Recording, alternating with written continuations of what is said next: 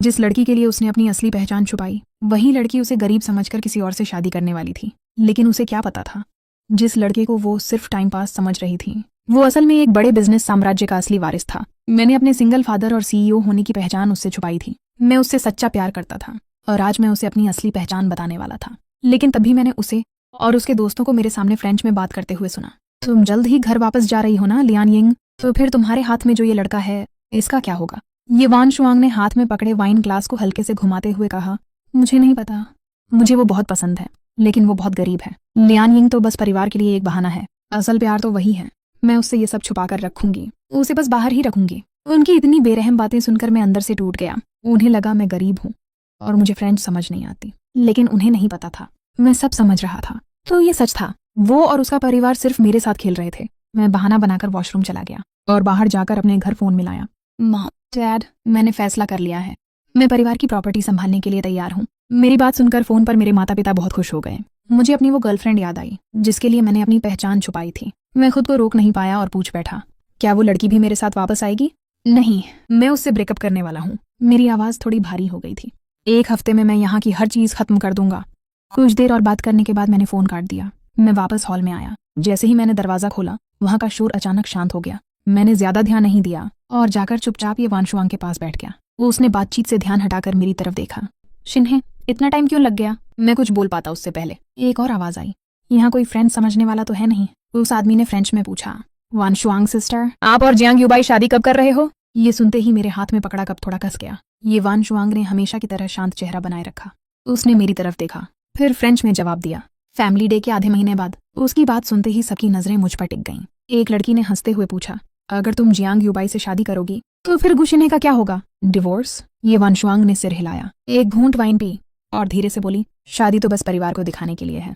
जिस इंसान से मैं सच में प्यार करती हूँ वो सिर्फ गुशिन्हे है। उसकी ये बात सुनते ही सब जोर जोर से हंसने लगे। वान शुआंग सिस्टर, आप अभी भी इतनी प्योर लव वाली कैसे हो? तुम दोनों की पहचान में जमीन आसमान का फर्क है। क्या तुम सच में उससे प्यार करती हो? उसने मेरी तरफ देखा। उसकी आंखों में जो प्यार और नरमी थी उसे शब्दों में बयान करना मुश्किल था। उसने कुछ नहीं कहा, लेकिन उसकी आंखें ही सब जवाब दे चुकी थीं। बाकी लोग उसे ऐसे देख रहे थे जैसे वो सच में प्यार में पागल हो चुकी हो।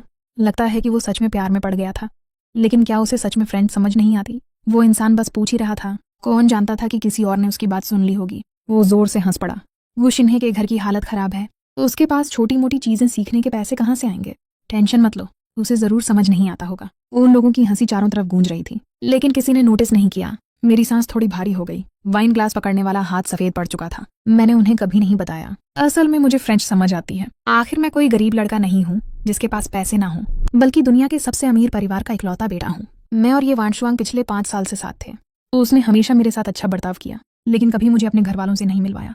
पहले मुझे लगा शायद उसे हमारे स्टेटस का फर्क परेशान करता है। आखिर ये फैमिली हैचिंग की सबसे बड़ी फैमिली में से एक थी, इसलिए मैंने उसी सुबह फैसला किया था कि मैं उसे अपनी असली पहचान बता दूंगा। मैं अब हमेशा अपने माता पिता की प्रोटेक्शन के पीछे छुपकर नहीं जीना चाहता था। मैं दुनिया के सबसे अमीर परिवार का इकलौता वारिस हूँ, लेकिन मैंने अपनी पहचान छुपाकर एक आम इंसान की तरह जीना चुना था। लेकिन टाइमिंग बहुत अजीब थी।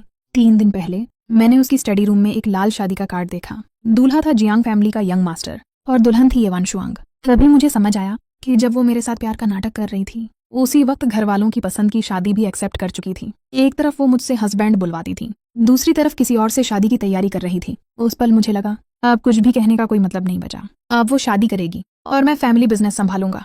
हम दोनों का फ्यूचर अलग अलग रास्तों पर जाने वाला था। कमरे में मौजूद लोग भी धीरे धीरे बातें करते हुए उठने लगे। मैं भी सबके साथ बाहर निकल गया। बस कुछ कदम ही चला था कि पीछे से एक अजनबी आवाज आई, यंग मास्टर गो। मैंने पीछे मुड़कर देखा। वो एक बिजनेस पार्टनर था जो काफी समय से मेरे पापा के साथ काम करना चाहता था। मैंने अंदर ही अंदर सांस ली। मैं अपनी पहचान जाहिर नहीं करना चाहता था और सोच रहा था कि इस सिचुएशन से कैसे निकलूं। तभी ये वान शुआंग की एक दोस्त पीछे से हंसते हुए बोली, कौन सा यंग मास्टर? वो शिन्हे के कपड़ों में 300 युआन भी नहीं होंगे। ये कैसा यंग मास्टर है? बहुत बड़ा मजाक है। इतना सुनते ही सब लोग हंसने लगे। उन्हें लगा मैं फ्रेंच नहीं समझता। मैं चुपचाप उनकी बातें सुनता रहा। मेरे चेहरे पर कोई एक्सप्रेशन नहीं था, लेकिन दूसरी तरफ ये वान शुआंग गुस्से में आ गई। उसने ठंडी नजरों से उस लड़की को वार्निंग दी। वो लड़की थोड़ी असहज हो गई और उसकी हंसी धीरे धीरे रुक गई। बाकी लोग भी उसकी नजर देखकर शांत हो गए। यान शीशी की आवाज वहीं रुक गई और वो इंसान भी आगे कुछ नहीं बोला। मैं चुपचाप ये वान शुआंग के पीछे चलता रहा और हम दोनों बिना एक शब्द बोले घर वापस आ गए। घर पहुंचने के बाद उसने जूते बदले और अचानक बोला, अब मैं तुम्हें ऐसी पार्टियों में नहीं ले जाऊंगा। मेरे चेहरे पर अब भी कोई बदलाव नहीं था। अगर वो मुझे अपने फ्रेंड सर्कल से बाहर भी कर दे तो भी शायद अब मुझे फर्क नहीं पड़ता। मैंने बस शांत आवाज में पूछा, क्या तुम्हें लगता है कि मैं तुम्हारे लिए शर्मिंदगी हूँ? वो हल्का सा हंसा और मुझे गले लगाने आया, लेकिन मैंने खुद को पीछे कर लिया। उसने मजबूरी में समझाते हुए कहा, तुम क्या सोच रहे हो? मैं बस नहीं चाहता कि तुम्हारे साथ गलत बर्ताव हो, लेकिन हमारे स्टेटस में फर्क है। भविष्य में हमें हमेशा ऐसी सिचुएशन फेस करनी पड़ेगी। फिर उसने धीरे से पूछा, क्या तुम्हारे घर वाले अभी भी तुम्हें शादी के लिए दबाव डाल रहे हैं? मैं उसकी आंखों में देख रहा था, शायद कोई गिल्ट, कोई पछतावा नजर आ जाए। लेकिन शादी शब्द सुनकर भी ये वान शुआंग बस कुछ सेकंड चुप रही। फिर वो ऐसे नॉर्मल हो गई जैसे कुछ हुआ ही ना हो। उसने कहा, बस इतना जान लो कि मैं जिससे प्यार करती हूँ वो तुम हो। बाकी चीजों का मैं कोई ना कोई रास्ता निकाल लूंगी। अगर मैं ध्यान से ना देखता तो शायद मुझे कभी एहसास ही नहीं होता कि उसके अंदर क्या चल रहा है। इतना कहकर ये वान शुआंग पहले बाथरूम में नहाने चली गई। मैं उसकी जाती हुई पीठ को देखता रहा। मैंने कुछ नहीं कहा, लेकिन मेरे दिमाग में बार बार यही बात घूम रही थी। जिसे वो सॉल्यूशन कह रही है, शायद उसका मतलब था घर वालों की बात मान लेना, एक को अपनाना और दूसरे को बाहर छुपा कर रखना। उसी वक्त बेडसाइड टेबल की तरफ से मैसेज आने की आवाज आई। वो ये वान शुआंग का फोन था। उसने कभी मुझसे अपना पासवर्ड नहीं छुपाया था। मैंने आसानी से उसका फोन खोला और मैसेज देखा। मैसेज जियांग युबाई का था। वान शुआंग, कल मैं तुम्हें अपने पेरेंट्स से मिलवाने ले जाऊंगा। अगर आज तुम मेरे साथ नहीं रुकी तो कहीं बड़े लोगों को हमारी फेक मैरिज का पता ना चल जाए। मुझे पता है तुम अपने बॉयफ्रेंड से प्यार करती हो, लेकिन कम से कम इन कुछ दिनों के लिए क्या तुम मुझे थोड़ा सम्मान नहीं दे सकती? शब्द बहुत विनम्र थे, लेकिन मैं उसकी असली मंशा समझ गया। शुरुआत में उसने सिर्फ दोनों फैमिली के लिए साथ रहने का बहाना बनाया था, लेकिन आगे चलकर वो इसी बहाने को इस्तेमाल करके धीरे धीरे उनके रिश्ते को और मजबूत करेगा।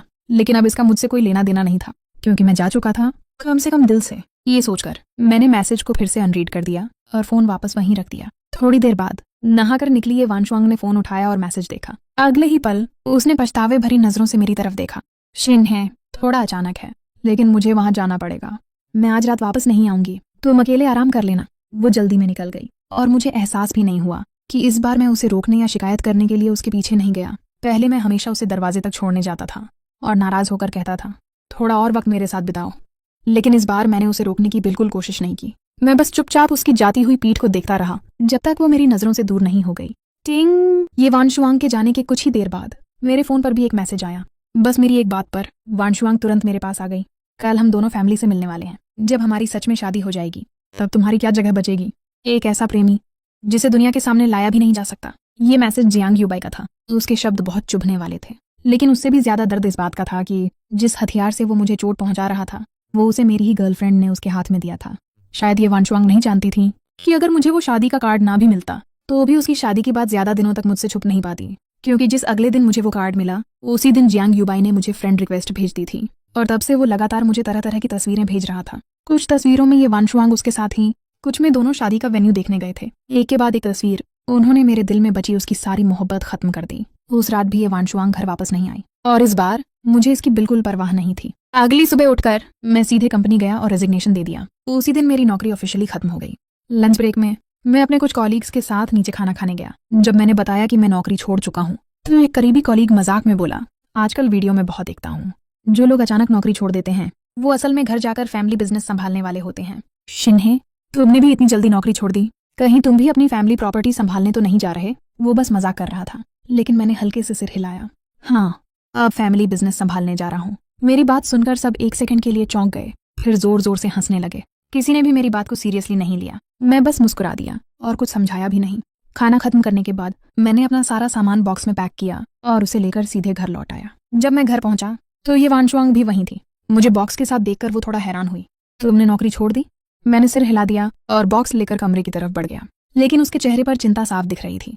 उसने मुझे रोकते हुए पूछा, तुम्हें तो ये नौकरी बहुत पसंद थी ना, फिर अचानक क्यों छोड़ दी? मैं कुछ पल रुका, फिर उसकी तरफ देखकर हल्का सा मुस्कुराया, क्योंकि अब मुझे उससे भी ज्यादा जरूरी काम करना है। मेरी बात सुनकर उसने ज्यादा सवाल नहीं पूछे, बस धीरे से बोली, अगर काम बहुत थका दे तो वापस आ जाना।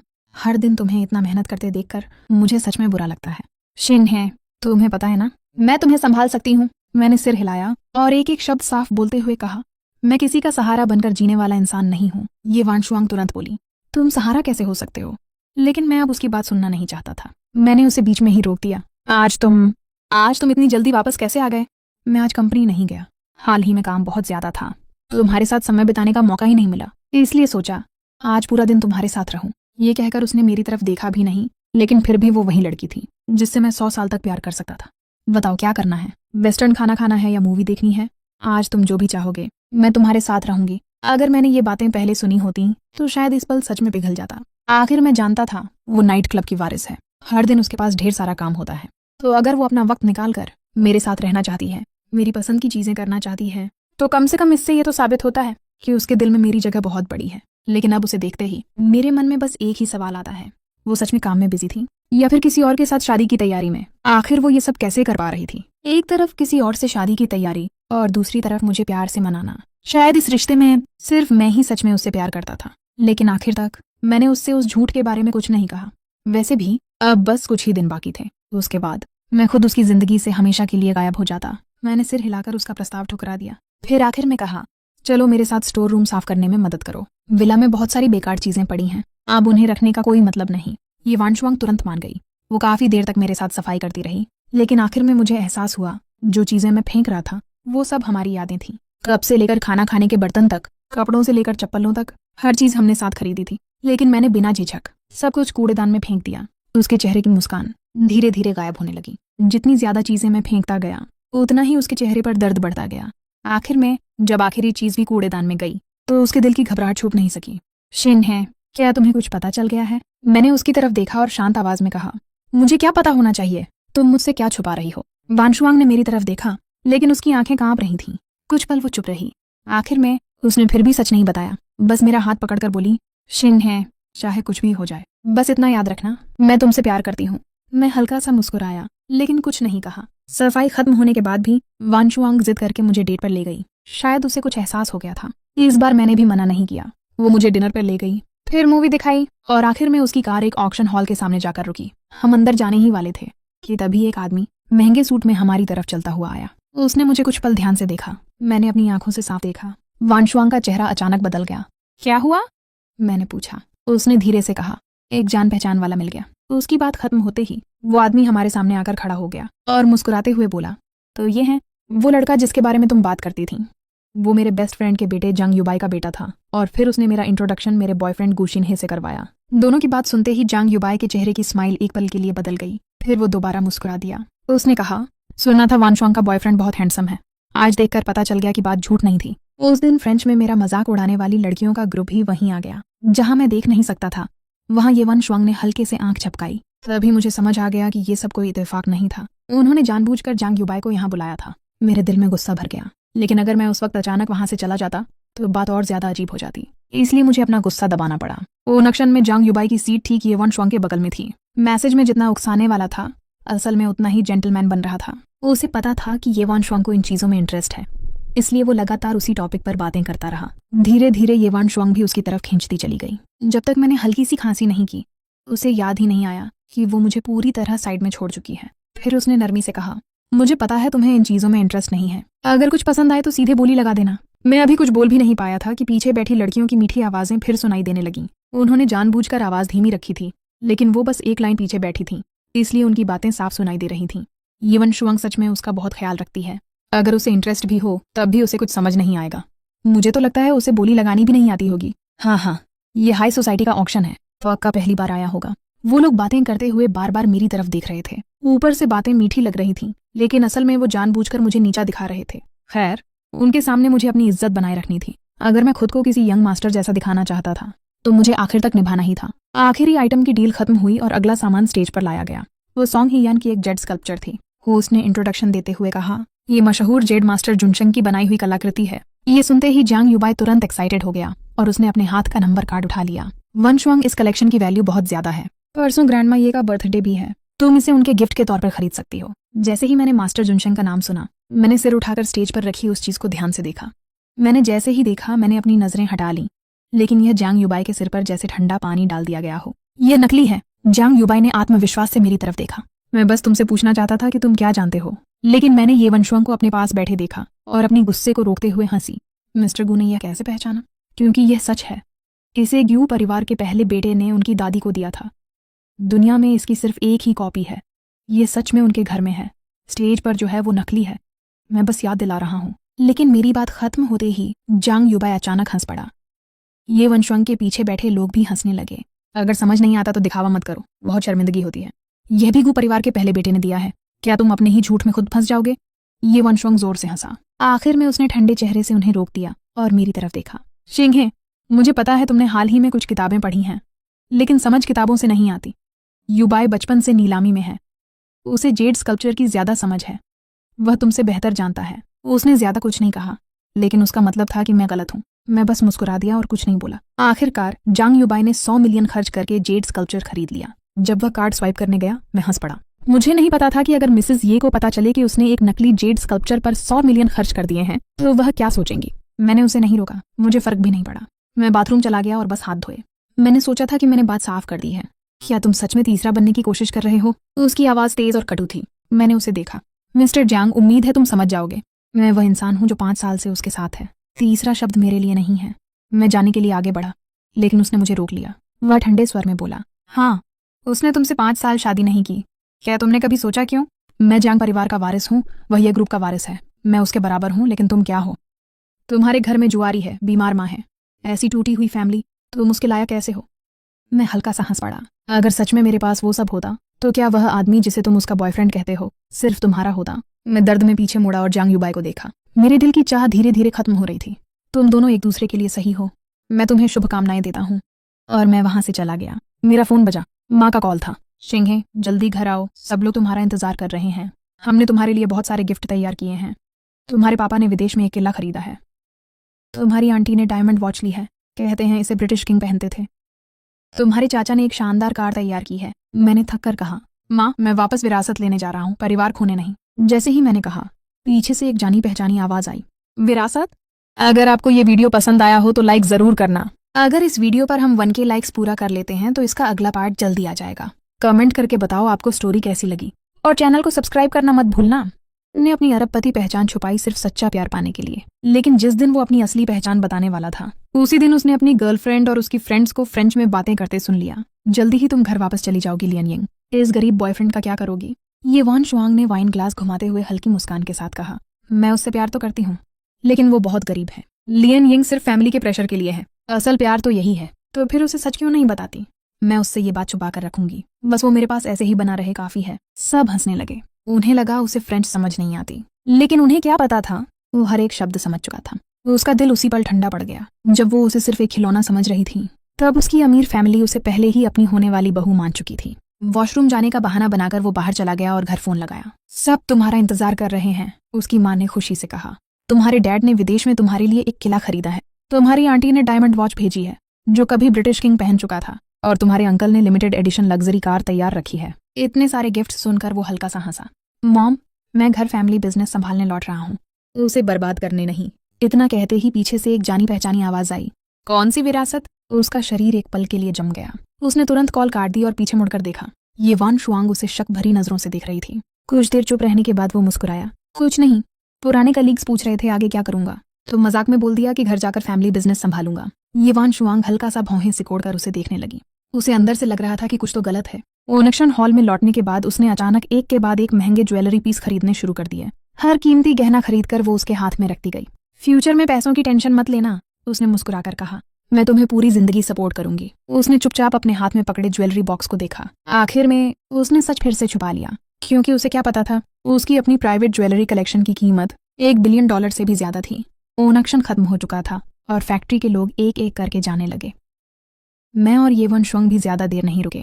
सब अपनी अपनी कार लेकर निकल गए। हमें भी बस घर वापस जाना था। लेकिन जैसे ही मैं कार में बैठा, गाड़ी अभी स्टार्ट भी नहीं हुई थी कि पैसेंजर साइड की विंडो पर जांग युबाई ने नॉक किया। विंडो धीरे धीरे नीचे हुई। उसके चेहरे पर जरा भी वैसा गुस्सा नहीं था जैसा बाथरूम में मेरे लिए था। वनशुआंग, मेरी कार खराब हो गई है, क्या तुम मुझे घर छोड़ दोगी? ये वनशुआंग पहले तो उसे डांटना चाहती थी और मना करने वाली थी, लेकिन तभी जांग युबाई फिर बोला, अंकल आंटी ने कहा था कि तुम मेरा ध्यान रखोगी, भूली तो नहीं ना? ये वनशुआंग कुछ सोचते हुए चुप हो गई। आखिर में उसने हल्का सा सिर हिला दिया। जांग युबाई के चेहरे पर तुरंत मुस्कान आ गई। फिर उसने मेरी तरफ और भी ठंडी नजरों से देखा। लेकिन मुझे चक्कर आ रहे हैं, मैं पीछे नहीं बैठ सकता, अब क्या करें? ये वनशुआंग ने मेरी तरफ देखा लेकिन कुछ नहीं कहा। मैंने पहले ही कार का दरवाज़ा खोल दिया था और खुद पीछे वाली सीट पर जाकर बैठ गया। सिर भारी था और पूरा शरीर अजीब लग रहा था। ये वनशुआंग अभी रिएक्ट भी नहीं कर पाई थी कि मैं पीछे बैठ चुका था। उसकी बातें गले में अटक गईं। शायद वो कहना चाहती थी कि ये सिर्फ एक सीट है, इतना मायने नहीं रखता। रियर व्यू मिरर से उसकी नज़र पीछे आई तो उसने देखा कि मैंने आंखें बंद कर ली थीं, जैसे आराम करने वाला हूँ। तभी जांग युबाई भी कार में बैठ गया। उसने मुझे पीछे आंखें बंद किए देखा और होठों पर हल्की स्माइल आ गई। गू शिनहे, अगर अभी वो तुम्हें पसंद करती है तो क्या हुआ? जो चीज़ मुझे चाहिए वो आखिर में मेरी ही होगी। उसका दिल जीतना बस वक्त की बात है। ये सोचकर उसका मूड और अच्छा हो गया। फिर उसने येवन शुआंग की तरफ नरम नजरों से देखा। मिस्टर गू शायद थक गए हैं, उन्हें थोड़ी देर आराम करने दीजिए। शायद येवन शुआंग ने मेरे बारे में कुछ महसूस किया था। तो उसने जांग युबाई से कोई बात नहीं की, बस हल्के से सिर हिलाया और चुपचाप कार स्टार्ट कर दी। पता नहीं कब मुझे नींद आ गई। जब मेरी आंख खुली, कार ये परिवार की विला के गैरेज में रुक चुकी थी। जांग युबाई काफी पहले उतर चुका था। येवन शुआंग ने हल्के से मेरे चेहरे को छुआ और मुझे जगाया। तुम सो रहे थे, इसलिए जगाना नहीं चाहती थी। मैं अभी भी थोड़ा सुस्त था। मैंने सिर हिलाया, कार का दरवाज़ा खोला और बाहर निकल गया। मैं बिना रुके सीधे दरवाजे की तरफ चल पड़ा। जब तक येवन शुआंग कार से उतरी, मैं दरवाजे तक पहुंच चुका था। वो जल्दी जल्दी मेरे पीछे आई और दरवाजे के सामने आकर रुक गई। उसके चेहरे पर गुस्सा था। जांग युबाई बस फैमिली फ्रेंड का बेटा है, गलत मत सोचो। फिर उसने अचानक मुझे किस कर लिया। येवन शुआंग को लगा कि मैं अभी भी उससे नाराज हूँ। मैं खुद को हंसने से रोक नहीं पाया। सिर्फ फैमिली फ्रेंड का बेटा? सच में? येवन शुआंग ने तुरंत मेरा हाथ पकड़ लिया। डियर, मैं सिर्फ तुमसे प्यार करती हूँ, तुम जानते हो ना। इतना कहकर वो मुझे किस करने के लिए आगे बढ़ी, लेकिन मैंने उसे धीरे से दूर कर दिया। उसके चेहरे का रंग बदल गया। मैं बिना कुछ बोले सीधे अंदर चला गया। मेरी तबीयत ठीक नहीं है, मैं पहले कमरे में जाकर आराम करूंगा। इतना कहकर मैंने सीधे दरवाजा लॉक कर दिया। मैंने पूरी तरह येवन शुआंग के अंदर आने का मौका खत्म कर दिया। अगली सुबह रेस्टोरेंट में मैं और येवन शुआंग साथ में नाश्ता कर रहे थे। मेरा फोन एक तरफ रखा था, तभी अचानक अलार्म बज उठा। ये वही रिमाइंडर था जो मैंने काफी समय पहले लगाया था, वो दिन जब मुझे अपने माता पिता के पास वापस जाना था। येवन शुआंग ने भी स्क्रीन पर लिखी लाइन देख ली। मैं पहले उसे अपनी असली पहचान बताने वाला था, इसलिए मैंने उसे कहा था कि वो मेरे साथ घर चले और मेरे माता पिता से मिले। उसने उस वक्त हाँ भी कह दिया था। हम दोनों की नजरें मिलीं। फिर उसने हल्की ऑकवर्ड स्माइल के साथ कहा, जिन्हें अचानक मुझे आज थोड़ा काम आ गया है। अगली बार मैं तुम्हारे साथ चलूंगी और मदर इन लॉ से भी मिल लूंगी, ओके? उसे लगा था कि मैं गुस्सा हो जाऊंगा, लेकिन मैंने बस शांत होकर सिर हिला दिया। ठीक है, वैसे भी आज मुझे भी कुछ काम है। ये येवन शुआंग के जाने के कुछ देर बाद मैं भी बाहर निकल गया। मैं अपने दोस्तों से मिलने वाला था, इसलिए उनके लिए गिफ्ट्स लेने मॉल चला गया। जब हम मिलने वाली जगह पर पहुंचे, सबने अपने अपने पैकेट खोले। हर बॉक्स के अंदर नया लग्जरी ब्रांड प्रोडक्ट देखकर सब शॉक्ड रह गए। जिन्हें तुम्हें इतना महंगा सामान कहाँ से मिला? ये तो बिल्कुल असली लग रहा है। अरे पागल, लग नहीं रहा, ये सब सच में असली है। मैं हंस पड़ा। मैंने समझाने की कोशिश की, लेकिन किसी को यकीन ही नहीं हो रहा था। फिर मैंने आखिरकार अपनी असली पहचान बता दी। असल में मैंने जो अपने फैमिली बैकग्राउंड के बारे में बताया था वो सब फेक था।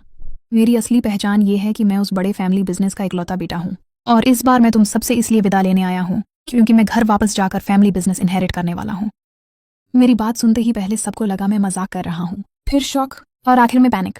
क्या यंग मास्टर इतने समय से हमारे बीच था?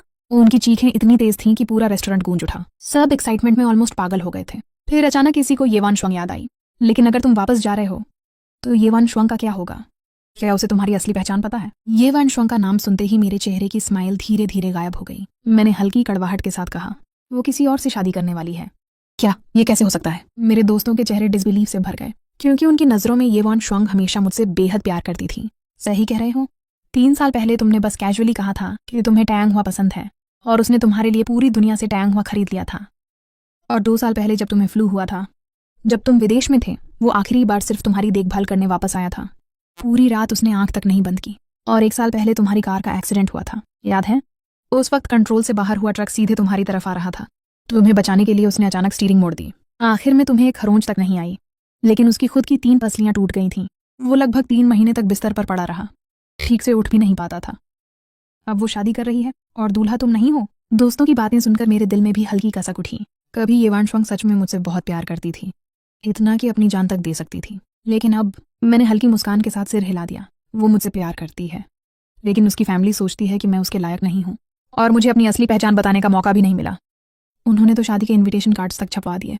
शादी के बाद शायद वो चाहती थी कि मैं उसका सीक्रेट लवर बनकर रहूं। ये सुनते ही सब दोस्त शॉक्ड रह गए। क्या लवर? टैंग फैमिली का इकलौता यंग मास्टर उसका सीक्रेट लवर बनेगा? ये फैमिली सच में पागल हो चुकी है। सच कहें तो जब वो अपनी वाइफ को मनाने के लिए रोएगी ना, तब उन्हें पता चलेगा कि असली गलती क्या थी। अगर उन्हें पता चल गया कि तुम चुपचाप वापस जा रहे हो, तो पूरा ये फैमिली पागल हो जाएगा। उसी वक्त रेस्टोरेंट के दरवाजे से येवन शुआंग और जांग युबाई अंदर आए। उन्होंने शायद हमारी बातें सुन ली थीं। येवन शुआंग थोड़ी शॉक्ड दिख रही थी। कौन सी असली पहचान? मैंने दोनों को साथ अंदर आते देखा। मेरे एक दोस्त यीफिन टेनिंग कुछ बोलना चाहता था, लेकिन मैंने उसे रोक दिया। मैंने ठंडी नजरों से उन दोनों की तरफ देखा। तुम लोग यहाँ क्यों आए हो? येवन शुआंग की आंखों में हल्की गिल्ट थी। वो मेरी तरफ ठीक से देख भी नहीं पा रही थी। उसने धीरे से कहा, हम दोनों का एक कोऑपरेशन प्रोजेक्ट है, उसी के बारे में बात करनी थी। उसकी बात सुनकर मैं हंस पड़ा। मुझे अच्छी तरह पता था कि उनका कोऑपरेशन क्या था। Marriage cooperation. ये वंशवांग और जंग युबाई हमारे साथ नहीं बैठे। उन्होंने कहा कि उन्हें कोऑपरेशन की बात करनी है, इसलिए दोनों थोड़ी दूर जाकर साथ बैठ गए, लेकिन इतनी दूर भी नहीं कि मैं उनकी क्लोजनेस ना देख पाऊं। जैसे जंग युबाई के लिए स्टेक काटना, अपनी पसंदीदा डिश उसके साथ शेयर करना, उसके लिए टिश्यू निकालना, यहाँ तक कि उसके होंठ गंदे होने पर खुद साफ करना। दोनों की हर हरकत बेहद इंटीमेट लग रही थी। मेरे दोस्त गुस्से से भर गए थे, लेकिन मैं अभी भी शांत था। खाना खत्म होने के बाद मैं वहां से निकल गया। ये वंशवांग ने कहा कि वो मुझे और जंग युबाई दोनों को घर छोड़ देगी। शायद पिछली बार की ऑकवर्ड राइड से उसने सबक सीख लिया था। इस बार उसने फैमिली ड्राइवर वाली लग्जरी कार निकाली, ताकि मुझे फिर पैसेंजर सीट छोड़कर पीछे ना बैठना पड़े। कार धीरे धीरे जंग फैमिली के घर की तरफ बढ़ रही थी। पूरा रास्ता शांत था, लेकिन किसी ने नहीं सोचा था कि अगले ही पल एक्सीडेंट होने वाला है। अचानक दूसरी तरफ से एक बेकाबू ट्रक तेज रफ्तार में हमारी तरफ आया। ड्राइवर घबराकर स्टीयरिंग संभालने की कोशिश कर रहा था। सब कुछ बस एक पल में होने वाला था।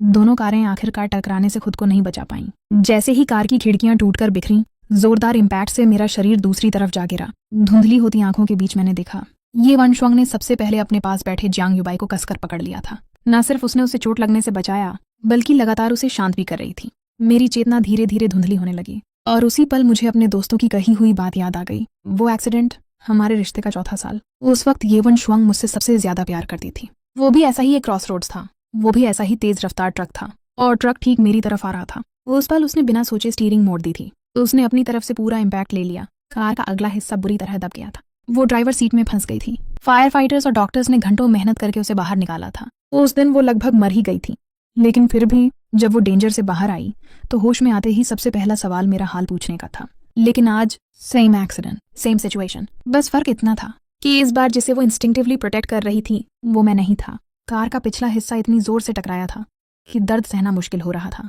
कुछ देर बाद सब लोग कार से बाहर निकाले गए। तभी जंग युबाई को संभालने में लगी ये वंशवांग की नजर आखिरकार मुझ पर पड़ी। मैं चुपचाप खून से लथपथ बैठा था।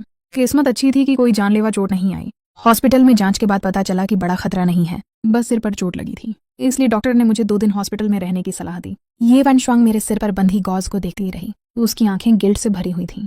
शिनी, आई एम सॉरी। उस पल मैं बस जंग युबाई के बारे में सोच रही थी। उसका चेहरा हर्ट नहीं होना चाहिए था, इसलिए मैंने इंस्टिंक्टिवली उसे प्रोटेक्ट कर लिया।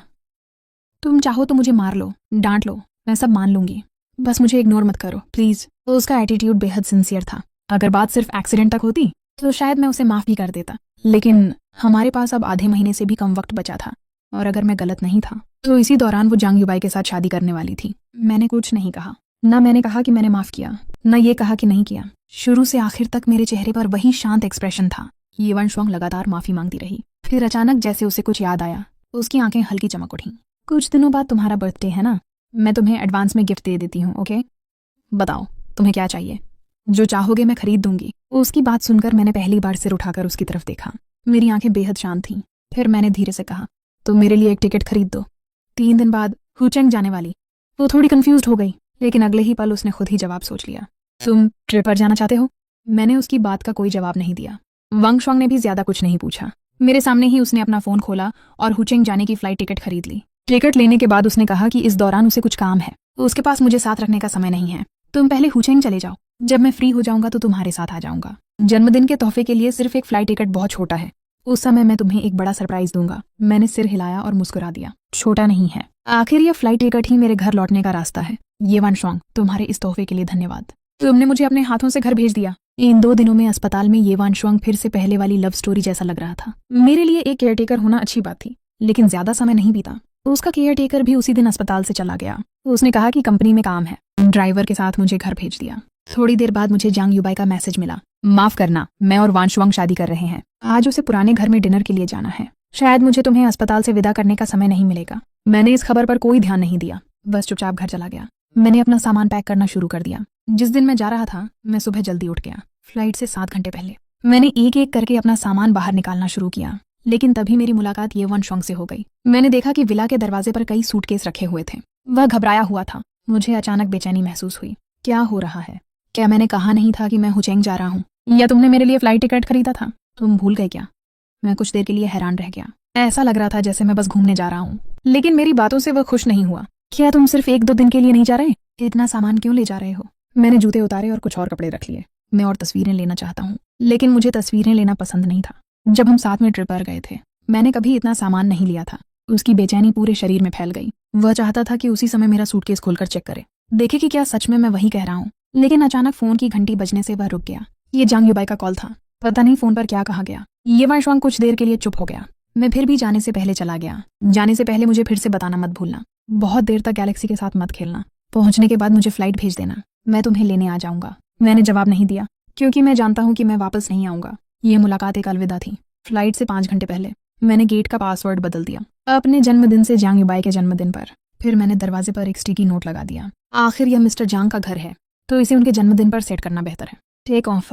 मैंने अपने और ये वंशवांग की सारी तस्वीरें विला में ढूंढ ली और उन्हें फायर पिट में फेंक दिया। मैंने उसे आतिशबाजी के नीचे यह कहने से रोक दिया कि वह मेरी है। उसने सूरज और सितारों की गवाही में मुझसे अपने प्यार का इजहार किया था। उसने कसम खाई थी कि वह जिंदगी भर मुझसे प्यार करेगी। उसने मेरे लिए 3 पसलियां रिब्स तोड़ दी। उसके दोस्त सब मेरे ही जैसे थे। हमने साथ में वसंत गुजारा, गर्मी पार की, पतझड़ जीता और सर्दी भी काटी। अब यादें थोड़ी जल चुकी हैं और हम दोनों पूरी तरह खत्म हो चुके हैं। फ्लाइट से 2 घंटे पहले मेरा फोन बजा। जांग युबाई ने मुझे एक वीडियो भेजा। वीडियो शायद किसी फैमिली बैंक्वेट का था। वहाँ ये वांशवांग के दोस्त, जांग युबाई के भाई और दोनों परिवारों के बड़े बुजुर्ग मौजूद थे। बहुत सारे लोग ये वांशवांग और जांग युबाई के चारों तरफ इकट्ठा थे। इन दोनों टॉपिक बने हुए लोगों के आसपास भीड़ थी। चीहों की आवाज जैसे किसी ब्रश की तरह गूंज रही थी। एक किस करो, एक किस करो। मैं कहती हूँ, सिस्टर वांशवांग, शादी को कितने दिन हुए हैं? अब किस करने में क्या शर्म? भीड़ में से चीहों की आवाज बार बार गूंज रही थी। जांग युबाई ने शर्म से आंखें बंद कर लीं और उसके करीब झुक गई। भीड़ की चीखें और तेज होती गईं। चीहोंग ने ये वांशवांग से भी उसे किस करने के लिए कहा। ये वांशवांग बस सामने खड़े इंसान को देखता रहा और आखिर में उसने आंखें बंद कर लीं। वीडियो बार बार चलता रहा। 7वीं बार जब वीडियो चला, तभी जांग युबाई का मैसेज आया। कुशिंग, क्या तुमने देख लिया? मैं ये परिवार के सभी काम करने वालों का दामाद हूँ। ये परिवार तुम्हें कैसे देख सकता है? तुम तो उस तरह के इंसान हो, लगभग किसी भिखारी से शादी करने जैसे हो। वंशवांग का तुम्हारे लिए प्यार? वो धीरे धीरे मेरी तरफ झुक रही है। पहले उसने मेरे साथ मेरे माता पिता से मुलाकात की, फिर मेरे साथ रहने लगी। अब उसने मुझे किस भी कर लिया। बताओ, हम दोनों को एक दूसरे से दूर हुए कितना समय हो गया है? मैंने उसके मैसेज का जवाब नहीं दिया, बस चुपचाप उसने जो भी जानकारी भेजी थी उसे प्रिंट करता रहा। मैंने उन कागजों को खाली लिविंग रूम में रख दिया। फ्लाइट से 1 घंटे पहले मैंने उन प्रिंटेड पन्नों पर आखिरी लाइन लिखी, ये वंशवांग को शादी की शुभकामनाएं, हम खत्म हो चुके हैं। फिर मैंने सूटकेस उठाया और विला से बाहर निकल गया। मैंने टैक्सी ली और एयरपोर्ट की तरफ निकल पड़ा। ये वंशवांग, आपसे मेरा तुमसे कोई संबंध नहीं है, लेकिन बेकार बुझादी बाहर इंतजार कर रहा था। जैसे ही मैं बाहर आया, कार के बाहर खड़े आदमी ने तुरंत दरवाजा खोल दिया। यंग मास्टर, कार में बैठिए। सामान कार में रख दिया गया। मैं अंदर बैठ गया और ड्राइवर सीट पर बैठा आदमी बोला, लीशु, आप मुझे लेने क्यों आए? फैमिली ड्राइवर कहाँ है? लीशु हल्का सा मुस्कुराया। उसकी आंखों के कोने की हल्की झुर्रियां उसे और भी शांत और स्नेही बना रही थीं। कार धीरे धीरे ट्रैफिक में चल पड़ी। यंग मास्टर इतने सालों से वापस नहीं आए थे। सुना था आज आप आ रहे हैं, इसलिए मैं खुद लेने आ गया। लगता है लीशु मेरे बारे में सोच रहा था। मैं हल्का सा मुस्कुरा दिया। थोड़ा मजाकिया सा महसूस हुआ। जल्द ही कार गू की विला पर रुकी। जैसे ही मैं उतरा, मुझे विला में जाने से रोक दिया गया। जब मैंने दरवाजा खोला तो वहां पहले से ही एक ग्रुप भाड़े के। मैंने दुनिया के सबसे अमीर आदमी की पहचान और फीमेल सीईओ के प्यार को छुपा रखा था। जब मैं उसे अपनी असली पहचान बताने वाला था, तभी मैंने उसकी दोस्तों को मेरे सामने फ्रेंच में बात करते सुना। तुम जल्द ही वापस जा रही हो ना लियान यिंग? तो तुम्हारे हाथ का वो छोटा लड़का क्या होगा? क्या तुम दोनों अलग हो गए? लियान यिंग ने हाथ में पकड़े वाइन ग्लास को हल्के से घुमाया। मुझे नहीं पता। मुझे वो बहुत पसंद है, लेकिन वो बहुत गरीब है। लियान परिवार को बस एक जवाब चाहिए। वो मेरा सच्चा प्यार है। मैं उससे ये बात छुपा लूंगी, बस उसे बाहर ही रखूंगी। उनकी वो बेरहम बातें सुनकर मुझे एहसास हुआ कि वो लोग सोचते थे मैं गरीब हूँ और फ्रेंच नहीं समझता, लेकिन उन्हें नहीं पता था कि मुझे फ्रेंच अच्छी तरह समझ आती है। कारगू परिवार की विला पर जाकर रुकी। मैं कार से उतरा और सीधे विला के अंदर चला गया। जैसे ही मैंने दरवाजा खोला, पहले से ही एक ग्रुप भाड़े के सैनिक दरवाजे पर खड़ा था। उन्होंने मेरा सामान उठाया। कुछ लोग सीढ़ियों के दोनों तरफ लाइन बनाकर खड़े हो गए। मुझे देखकर वो मुस्कुराए और बोले, यंग मास्टर वापस आ गए। बुजुर्ग मालिक और मैडम इस समारोह को बहुत महत्व देते हैं। जैसे ही उन्हें पता चला कि यंग मास्टर लौट रहे हैं, उन्होंने रातों रात स्वागत समारोह तैयार करवाया। अब सब लोग लिविंग रूम में आपका इंतजार कर रहे हैं। मैंने सिर हिलाया। हालांकि ये सब थोड़ा बढ़ा चढ़ाकर था, लेकिन मैंने कुछ नहीं कहा। मैं सीधे लिविंग रूम में चला गया। पूरा लिविंग रूम लोगों से भरा हुआ था। मेरे माता पिता, चाचा और चाची सब मौजूद थे। मैंने एक एक करके सबको नमस्ते कहा और जाकर अपने माता पिता के पास बैठ गया। उनके बेफिक्र चेहरों को देखकर मेरे अंदर की शांति अचानक टूट गई। दिल में बहुत दर्द हो रहा था। बचपन से ही घर के सभी बड़ों ने मुझे बहुत प्यार से पाला था। मैंने कभी कोई तकलीफ नहीं देखी। फिर मैं अपनी पहचान छुपाकर हाईचेंग गया, जहां मेरी मुलाकात ये वांशुआंग से हुई। हमने 5 साल तक डेट किया। मैंने उसे अपना पूरा दिल दे दिया था। उस समय मैं सच में उसके साथ पूरी जिंदगी बिताना चाहता था। मुझे लगता था कि एक दिन हम दोनों ही एक दूसरे की दुनिया बन जाएंगे। लेकिन अफसोस आखिर में मैं लगभग उसका पाला हुआ खिलौना बनकर रह गया और मुझे इसका एहसास तक नहीं हुआ। मैंने जो कुछ भी किया सब एक कुत्ते जैसी वफादारी में किया। मेरी माँ ने मेरी हालत देखी और धीरे से मेरे कंधे पर हाथ रखा। जो बीत गया वो खत्म हो गया। सबसे बड़ा डर गलती करने का नहीं बल्कि उसी में फंसे रहने का होता है। जरूरत पड़ी तो हम फिर से शुरुआत करेंगे। हमारे पास सबसे ज्यादा कमी सहनशीलता की नहीं बल्कि खुद को संभालने की होती है। माता पिता की बातें सुनकर मेरा दिल थोड़ा हल्का हुआ। ये देखकर बाकी लोगों ने भी जल्दी से बात बदल दी। वांग जियांग पहले से ही एक बड़ा तोहफा तैयार करके लाया था। पहली नजर में ही मुझे समझ आ गया कि माँ ने फोन पर जो कहा था वो बिल्कुल भी बढ़ा चढ़ाकर नहीं था। असलियत तो उससे भी ज्यादा थी। कमरे की चाबियों से लेकर बाद में लंबी चाबियों की एक पूरी लाइन रख दी गई। सबसे ज्यादा ध्यान खींचने वाली चीज थी बीच में एक हीरे की घड़ी रखी गई थी। वो सुनहरे हीरों से बनी हुई थी। उसका हर हीरा बेहद बड़ा था। हर तरफ से साफ दिख रहा था कि ये घड़ी कितनी खास और महंगी है। लेकिन फिर भी उन्हें लगा कि ये सब काफी नहीं है। उन्होंने मेरे सामने पूरी टेबल भरकर चीजें रख दी मानो तभी वो संतुष्ट होंगे। जब मेरे पास मना करने के अलावा कोई रास्ता नहीं बचा तभी अचानक आंटी ने टेबल पर हाथ मारा। मेरी आंखें चमक से चौंधिया गईं। क्या शिन्हे का अभी अभी ब्रेकअप नहीं हुआ? वैसे भी मेरी एक दोस्त की बेटी है जो हाल ही में विदेश से वापस चीन लौटी है। मेरी दोस्त काफी समय से उसके बॉयफ्रेंड की चिंता कर रही थी। क्यों ना तुम दोनों मिल लो, कम से कम दोस्त तो बन ही सकते हो। मैं जल्दी से बोल पड़ा कि इसकी जरूरत नहीं है, लेकिन आंटी ने मेरी एक ना सुनी। उन्होंने तुरंत अपना फोन निकाला और उसका कॉन्टैक्ट मेरे सामने भेज दिया। मैं उस लड़की को विदेश जाने से पहले मिल चुकी हूँ। वो बहुत सुंदर है। दोस्ती करोगे तो भी अच्छा रहेगा। अगर किस्मत हुई तो आगे की बात भी हो सकती है। आखिर में मुझे आंटी की बात माननी पड़ी। लेकिन मैंने कभी सोचा भी नहीं था कि जैसे ही मैंने उस कॉन्टैक्ट पर क्लिक किया मुझे पता चला कि वो लड़की पहले से ही मेरी फ्रेंड लिस्ट में थी। मैंने अंदर जाकर प्रोफाइल देखी, कोई सेव नाम नहीं था। मेरा दिमाग पूरी तरह खाली हो गया। मैं काफी देर तक सोचता रहा लेकिन मुझे याद ही नहीं आया कि मैंने उसे कब ऐड किया था। मैंने ज्यादा नहीं सोचा, अंधेरे में ही फोन की स्क्रीन बंद कर दी। वैसे भी सारे जवाब उससे मिलने के बाद खुद मिल जाएंगे। जब मैं किसी नए इंसान से मिलने की तैयारी कर रहा था उसी समय दूसरी तरफ ये वांशुआंग आखिरकार घर वापस लौटी। आसमान पूरी तरह अंधेरा था। विला में एक भी लाइट नहीं जल रही थी। उसने दरवाजे पर लगा नोटिस नहीं देखा और हमेशा की तरह पासवर्ड डाल दिया। वो दरवाजा खोलने ही वाली थी लेकिन अंदर जाने पर भी दरवाजा नहीं खुला। वो थोड़ा हैरान हो गई। तभी उसकी नजर दरवाजे पर लगे नोट पर पड़ी। आखिर ये मिस्टर जियांग का घर है। पासवर्ड अभी भी उनका जन्मदिन ही रखा गया है। मिस्टर जियांग, जियांग यूबाई, ये नाम अचानक उसके दिमाग में गूंज उठा। क्या उसे कुछ पता चल गया? लेकिन वो तो जियांग यूबाई से सिर्फ एक बार मिली थी। कोई और उसे ये बात बता भी नहीं सकता था। फिर उसे कैसे पता चला कि वो जियांग यूबाई से शादी करने वाली है? शक और घबराहट के बीच ये वांशुआंग ने जियांग यूबाई का जन्मदिन डाला। तुरंत विला का दरवाजा खुल गया। लाइट्स जल उठी लेकिन पूरा विला खाली था। तो उसने आदतन धीरे से पुकारा, शिंग है। तो उसकी आवाज पूरे विला में गूंजती रही लेकिन किसी ने जवाब नहीं दिया। तभी उसे अचानक याद आया, कुछ दिन पहले मैं हुचेंग गया था। मैं बहुत कम समय के लिए उसे अकेला छोड़ता था। ज्यादातर समय मैं हमेशा घर पर उसका इंतजार करता रहता था। जब से हम साथ रहने लगे थे इस बार को छोड़कर हर बार जब वो घर लौटती थी मैं पहले से घर पर उसका इंतजार कर रहा होता था। अब सोचने पर ये वांशुआंग अचानक चुप हो गई। उसे अचानक बेचैनी महसूस होने लगी। दिल के अंदर अचानक एक खालीपन सा छा गया। क्या वो सच में चला गया? लेकिन अगले ही पल उसने इस ख्याल को अपने दिमाग से निकाल दिया। ऐसा कैसे हो सकता है? गुशिन है मुझसे इतना प्यार करता है। शायद बस इन दिनों वो उसके साथ कम समय बिता रही थी, इसीलिए वो ज्यादा सोचने लगी थी। हालांकि उसे अब भी उसके और जियांग यूबाई के रिश्ते पर शक था, लेकिन उसे पूरा भरोसा था कि आखिर में वो हमेशा उसकी तरफ वापस लौटेगा। जब वो वापस आएगा मैं उसे मना लूंगी। यही सोचते हुए वो धीरे धीरे लिविंग रूम की तरफ बढ़ी। उसने मन ही मन तय किया कि बाद में उसे कॉल करके पूछेगी वो कब वापस आएगा और फिर उससे ठीक से बात करेगी। लेकिन जैसे ही वो लिविंग रूम में पहुंची फोन मिलाने से पहले ही उसकी नजर टेबल पर रखी एक चीज पर जा टिकी। उसके कदम अपने आप उसी तरफ बढ़ गए। ये वांशुआंग जल्दी से सोफे पर बैठ गई। उसे नहीं पता था वो कागज क्या था, लेकिन उसने तुरंत उसे उठा लिया। उसके दिल में हल्की सी उम्मीद थी, क्या ये शिन्हे ने मेरे लिए छोड़ा है? वो मन ही मन मुस्कुराई। वो बस गुस्से में होगा, वो सच में मुझे छोड़कर कैसे जा सकता है? तो उसके होठों पर हल्की मुस्कान आ गई। लेकिन अगले ही पल जैसे ही उसने कागज पर लिखी बात पढ़ी उसके चेहरे का रंग बदल गया।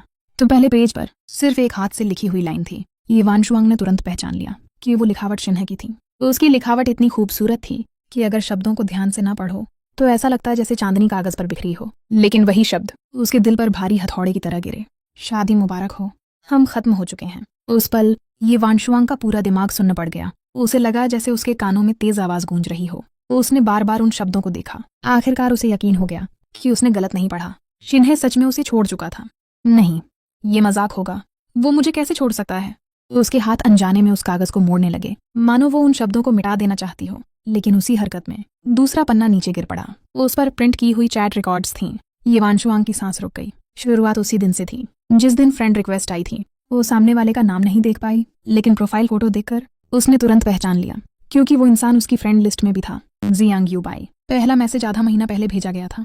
सुना है तुम वो छोटे से लड़के हो जिसे वानशुआंग बाहर छुपा कर रखती है। मैं अपना परिचय दे देता हूँ। जब मेरी और वानशुआंग की शादी होगी तो तुम्हें विला से निकाल दिया जाएगा। बस मेरे एक शब्द की देर है। वानशुआंग हमेशा मेरी तरफ ही रहेगी, या फिर मेरे पास आ जाओ। कल हम दोनों अपने माता पिता से मिलने वाले हैं। जब हमारी सच में शादी हो जाएगी तब तुम्हारे जैसे इंसान की क्या औकात रहेगी। एक ऐसा छोटा सा लड़का जिसे दुनिया के सामने दिखाया भी नहीं जा सकता। तुम्हें क्या लगता है वो तुमसे प्यार करती है? अब वो मुझे किस कर चुकी है। हम दोनों कब के एक ही बिस्तर पर सो चुके हैं। बीच बीच में कुछ तस्वीरें और वीडियो भी थे। कुछ उनकी वेडिंग फोटो थी, कुछ तस्वीरें थीं जहां दोनों साथ में डायमंड रिंग चुन रहे थे, कुछ में वो शादी की जगह तय कर रहे थे। लेकिन उन सब में सबसे ज्यादा चुभने वाला था वो वीडियो।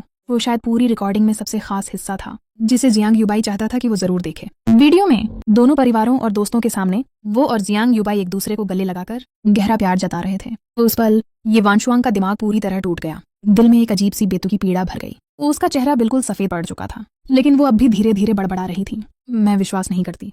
वो अचानक उठी और ऊपर बेडरूम की तरफ भागी, लेकिन उसके पैर सुन्न हो चुके थे। सीढ़ियां चढ़ते वक्त उसका कदम फिसल गया। एक तेज आवाज हुई और वो सीढ़ियों से नीचे गिर पड़ी। दर्द ने उसकी थोड़ी समझ वापस लौटा दी। उसने दांत भींचे, रेलिंग पकड़कर खुद को फिर से उठाया और दोबारा ऊपर चढ़ने लगी। शायद इस बार वो धीरे चल रही थी, इसलिए कुछ नहीं हुआ। वो आखिरकार बेडरूम तक पहुंच गई, लेकिन अंदर जाकर उसने देखा कमरे में सिर्फ उसका सामान बचा था। मेरी हर चीज गायब थी। हम दोनों से जुड़ी हर याद, हर चीज, सब कुछ हटाया जा चुका था।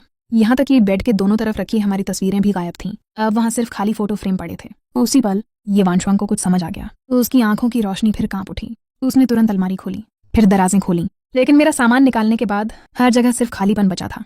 बेडरूम, बाथरूम, स्टडी रूम, उसने पूरे विला में हर जगह तलाश किया, हर वो कोना जहाँ हमारी यादें रखी थीं, लेकिन उसे मेरी कोई भी चीज नहीं मिली। तभी उसे अचानक याद आया, कुछ समय पहले मैंने कहा था कि मैं घर साफ करने वाला हूँ, और फिर मैंने हमारी सारी प्यार भरी यादों को फेंक दिया था। अब उसे आखिर समझ आया कि मैंने ऐसा क्यों किया था, क्योंकि मैं सच में गुस्से में था। मैं उसके लिए एक भी याद छोड़कर नहीं गया। उसके दिल की बेचैनी अब धीरे धीरे हकीकत बनती जा रही थी, लेकिन फिर भी वो इस बात पर यकीन नहीं कर पा रही थी। 5 साल, हमने पूरे 5 साल साथ बिताए थे। वो उससे इतना प्यार करता था, फिर वो इतना बेरहम कैसे हो सकता है? कैसे वो उसे अकेला छोड़ सकता है? वो अपनी आंखों के सामने दिख रही चीजों पर विश्वास नहीं कर पा रही थी। अब उसके पास सिर्फ एक ही रास्ता बचा था, मुझसे सीधे पूछना। उसे अब तक ये भी नहीं पता था कि उसने आखिर क्या गलती की थी। वो वापस लिविंग रूम में आई। उसके हाथ में फोन था। फोन काफी देर तक बजता रहा। बहुत देर बाद आखिर दूसरी तरफ से कॉल उठाई गई। शायद देर रात होने की वजह से उसे नींद से जगाया गया था। उसे अभी तक ठीक से समझ नहीं आया था कि किसका फोन है। उसकी आवाज में अभी भी अधूरी नींद की थकान थी। कौन? शिन है, मैं हूँ। ये वानशुआंग की आवाज थोड़ी कांप रही थी। उसे बोलने में मुश्किल हो रही थी, मानो उसे डर हो कि मैं इस कॉल को परेशान करने वाला समझकर काट दूंगा। तुम कहाँ हो? मैं तुमसे मिलना चाहती हूँ। और हमारी तस्वीरें? जैसे ही उसने ये कहा, मेरी पूरी नींद उड़ गई। मैंने फोन उठाकर स्क्रीन देखी। स्क्रीन पर उसका नाम देखकर मैंने हल्की सी सांस छोड़ी।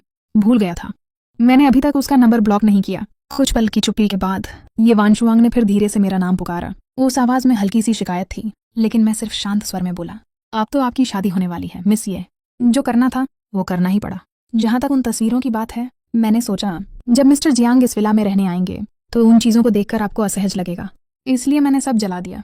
और मिलने की बात, मुझे आपसे मिलने की जरूरत नहीं है। आप किसी और से शादी करने जा रही हैं, तो फिर अपने एक्स बॉयफ्रेंड से मिलने का क्या मतलब? मेरी बात सुनते ही ये वानशुआंग को लगा मानो उसका दिल खून रो रहा हो, लेकिन उससे भी ज्यादा दर्द उसे इस बात से हुआ कि मैं उससे मिलने तक को तैयार नहीं था। शिन है, मैंने ब्रेकअप के लिए हामी नहीं भरी। मैं और जियांग युबाई वैसे नहीं हैं जैसा तुम सोच रहे हो। जिस इंसान से मैं प्यार करती हूँ वो सिर्फ तुम हो।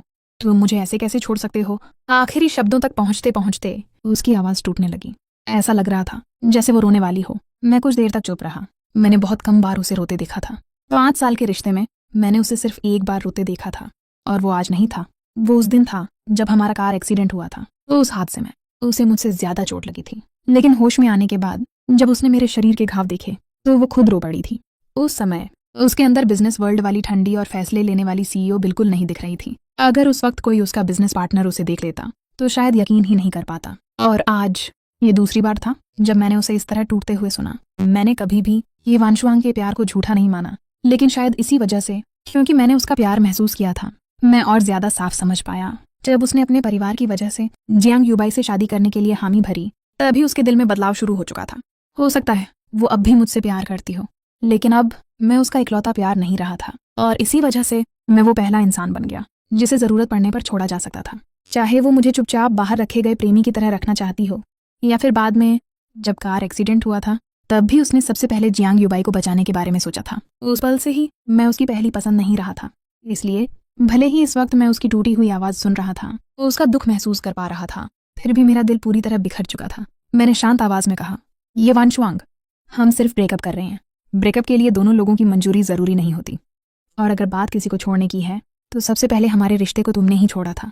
अब तुम कैसे कह सकती हो कि मैं तुम्हें छोड़ रहा हूँ? और अब जब सब साफ हो चुका है तो कृपया इसे समझो, हमारा रिश्ता खत्म हो चुका है। अब मेरी जिंदगी में दोबारा मत आना। मैं जितना बोलता गया उतना ही ये वांशुआंग का दिल टूटता गया। उसकी आंखें पूरी तरह लाल हो चुकी थीं। वो कांपती आवाज में बस मेरा नाम पुकारती रही, शेन है।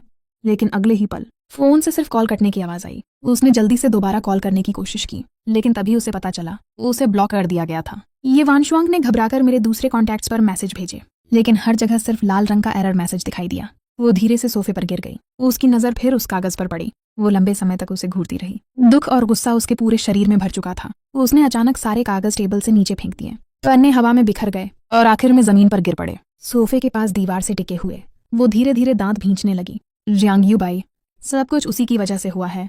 अगर उसने ये सब गुशिन्हे के सामने ना रखा होता तो वो मुझे छोड़कर कभी नहीं जाता। तभी आखिरी पन्ना उसके सामने आकर रुका। उस पर जियांग यूबाई का आखिरी मैसेज लिखा था, अब वो मुझे किस कर चुकी है। तुम्हें क्या लगता है हम दोनों एक ही बिस्तर तक पहुंचने में कितना समय लगाएंगे? ये वांशुआंग काफी देर तक उस लाइन को देखती रही।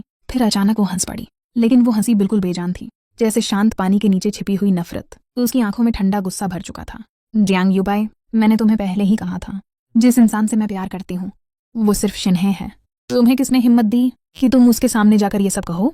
अगर तुम शादी करना ही चाहते हो तो फिर मैं तुम्हें एक खास तोहफा दूंगी। मुझे ये वांशुआंग के इन विचारों के बारे में कुछ नहीं पता था। मैंने बिना किसी भाव के उसका नंबर ब्लैकलिस्ट में डाल दिया, फिर उसके बाकी सारे कॉन्टैक्ट्स भी ब्लॉक कर दिए। उसके बाद मैंने फोन एक तरफ रखा और चेन चेन के साथ सो गया। उस रात मुझे बहुत अच्छी नींद आई, क्योंकि अगला दिन शेंगची ग्रुप में मेरी रिपोर्टिंग का पहला दिन था। मैंने दुनिया के सबसे अमीर आदमी की पहचान और फीमेल सीईओ के सच्चे प्यार को छुपा कर रखा था। जब मैं अपनी असली पहचान उसे बताने वाला था, तभी मैंने उसकी दोस्तों को मेरे सामने फ्रेंच में बात करते सुना। तुम जल्द ही घर लौटने वाली हो लियान यिंग, तो तुम्हारे हाथ वाला छोटा बॉयफ्रेंड क्या करेगा? क्या तुमने उससे रिश्ता तोड़ लिया? ये वांशुआंग ने हाथ में पकड़े वाइन ग्लास को हल्के से घुमाया।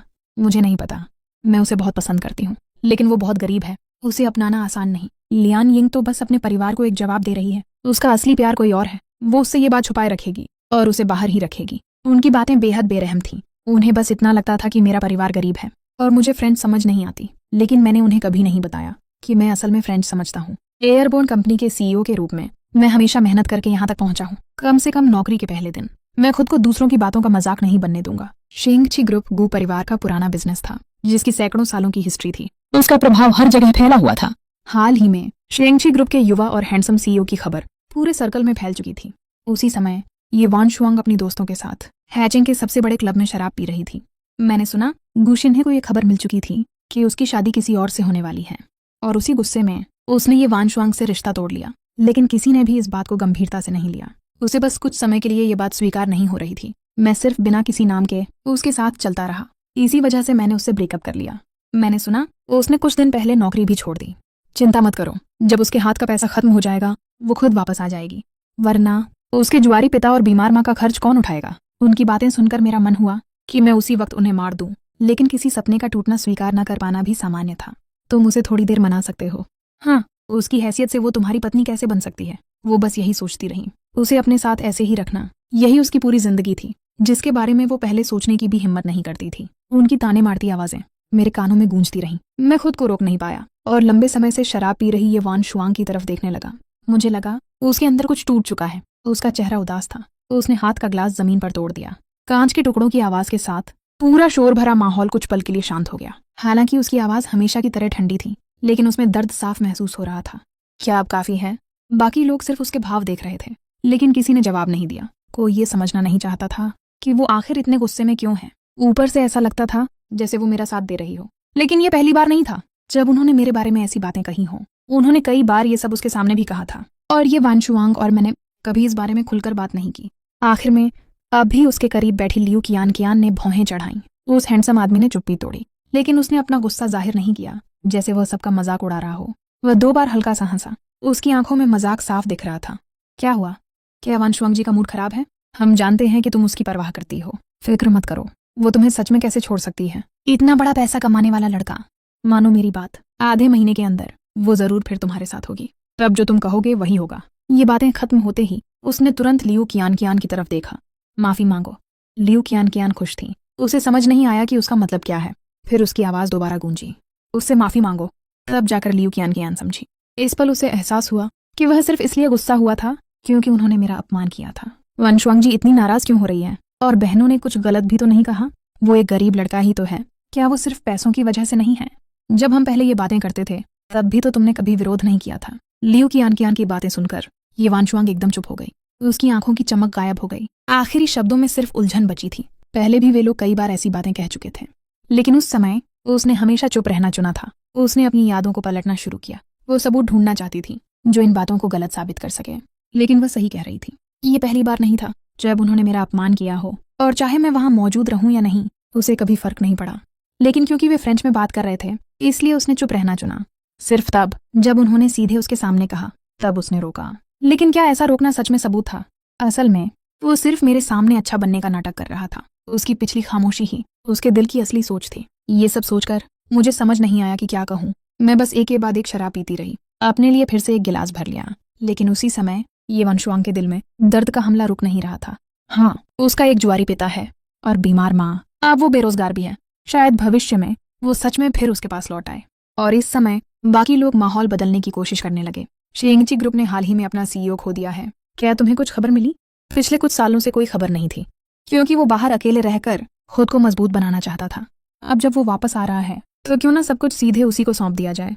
आखिर में गुजिया युवा मास्टर के बेटे की देखभाल करता है। ये सारी इंडस्ट्रीज आखिरकार उसी के हाथ में आ जाएंगी, चाहे अभी सब खाली ही क्यों ना लगे। ये सब बहुत पुरानी बातें हैं। उसने बहुत अच्छी ट्रेनिंग ली है, अब वो सीधे काम पर जा सकता है।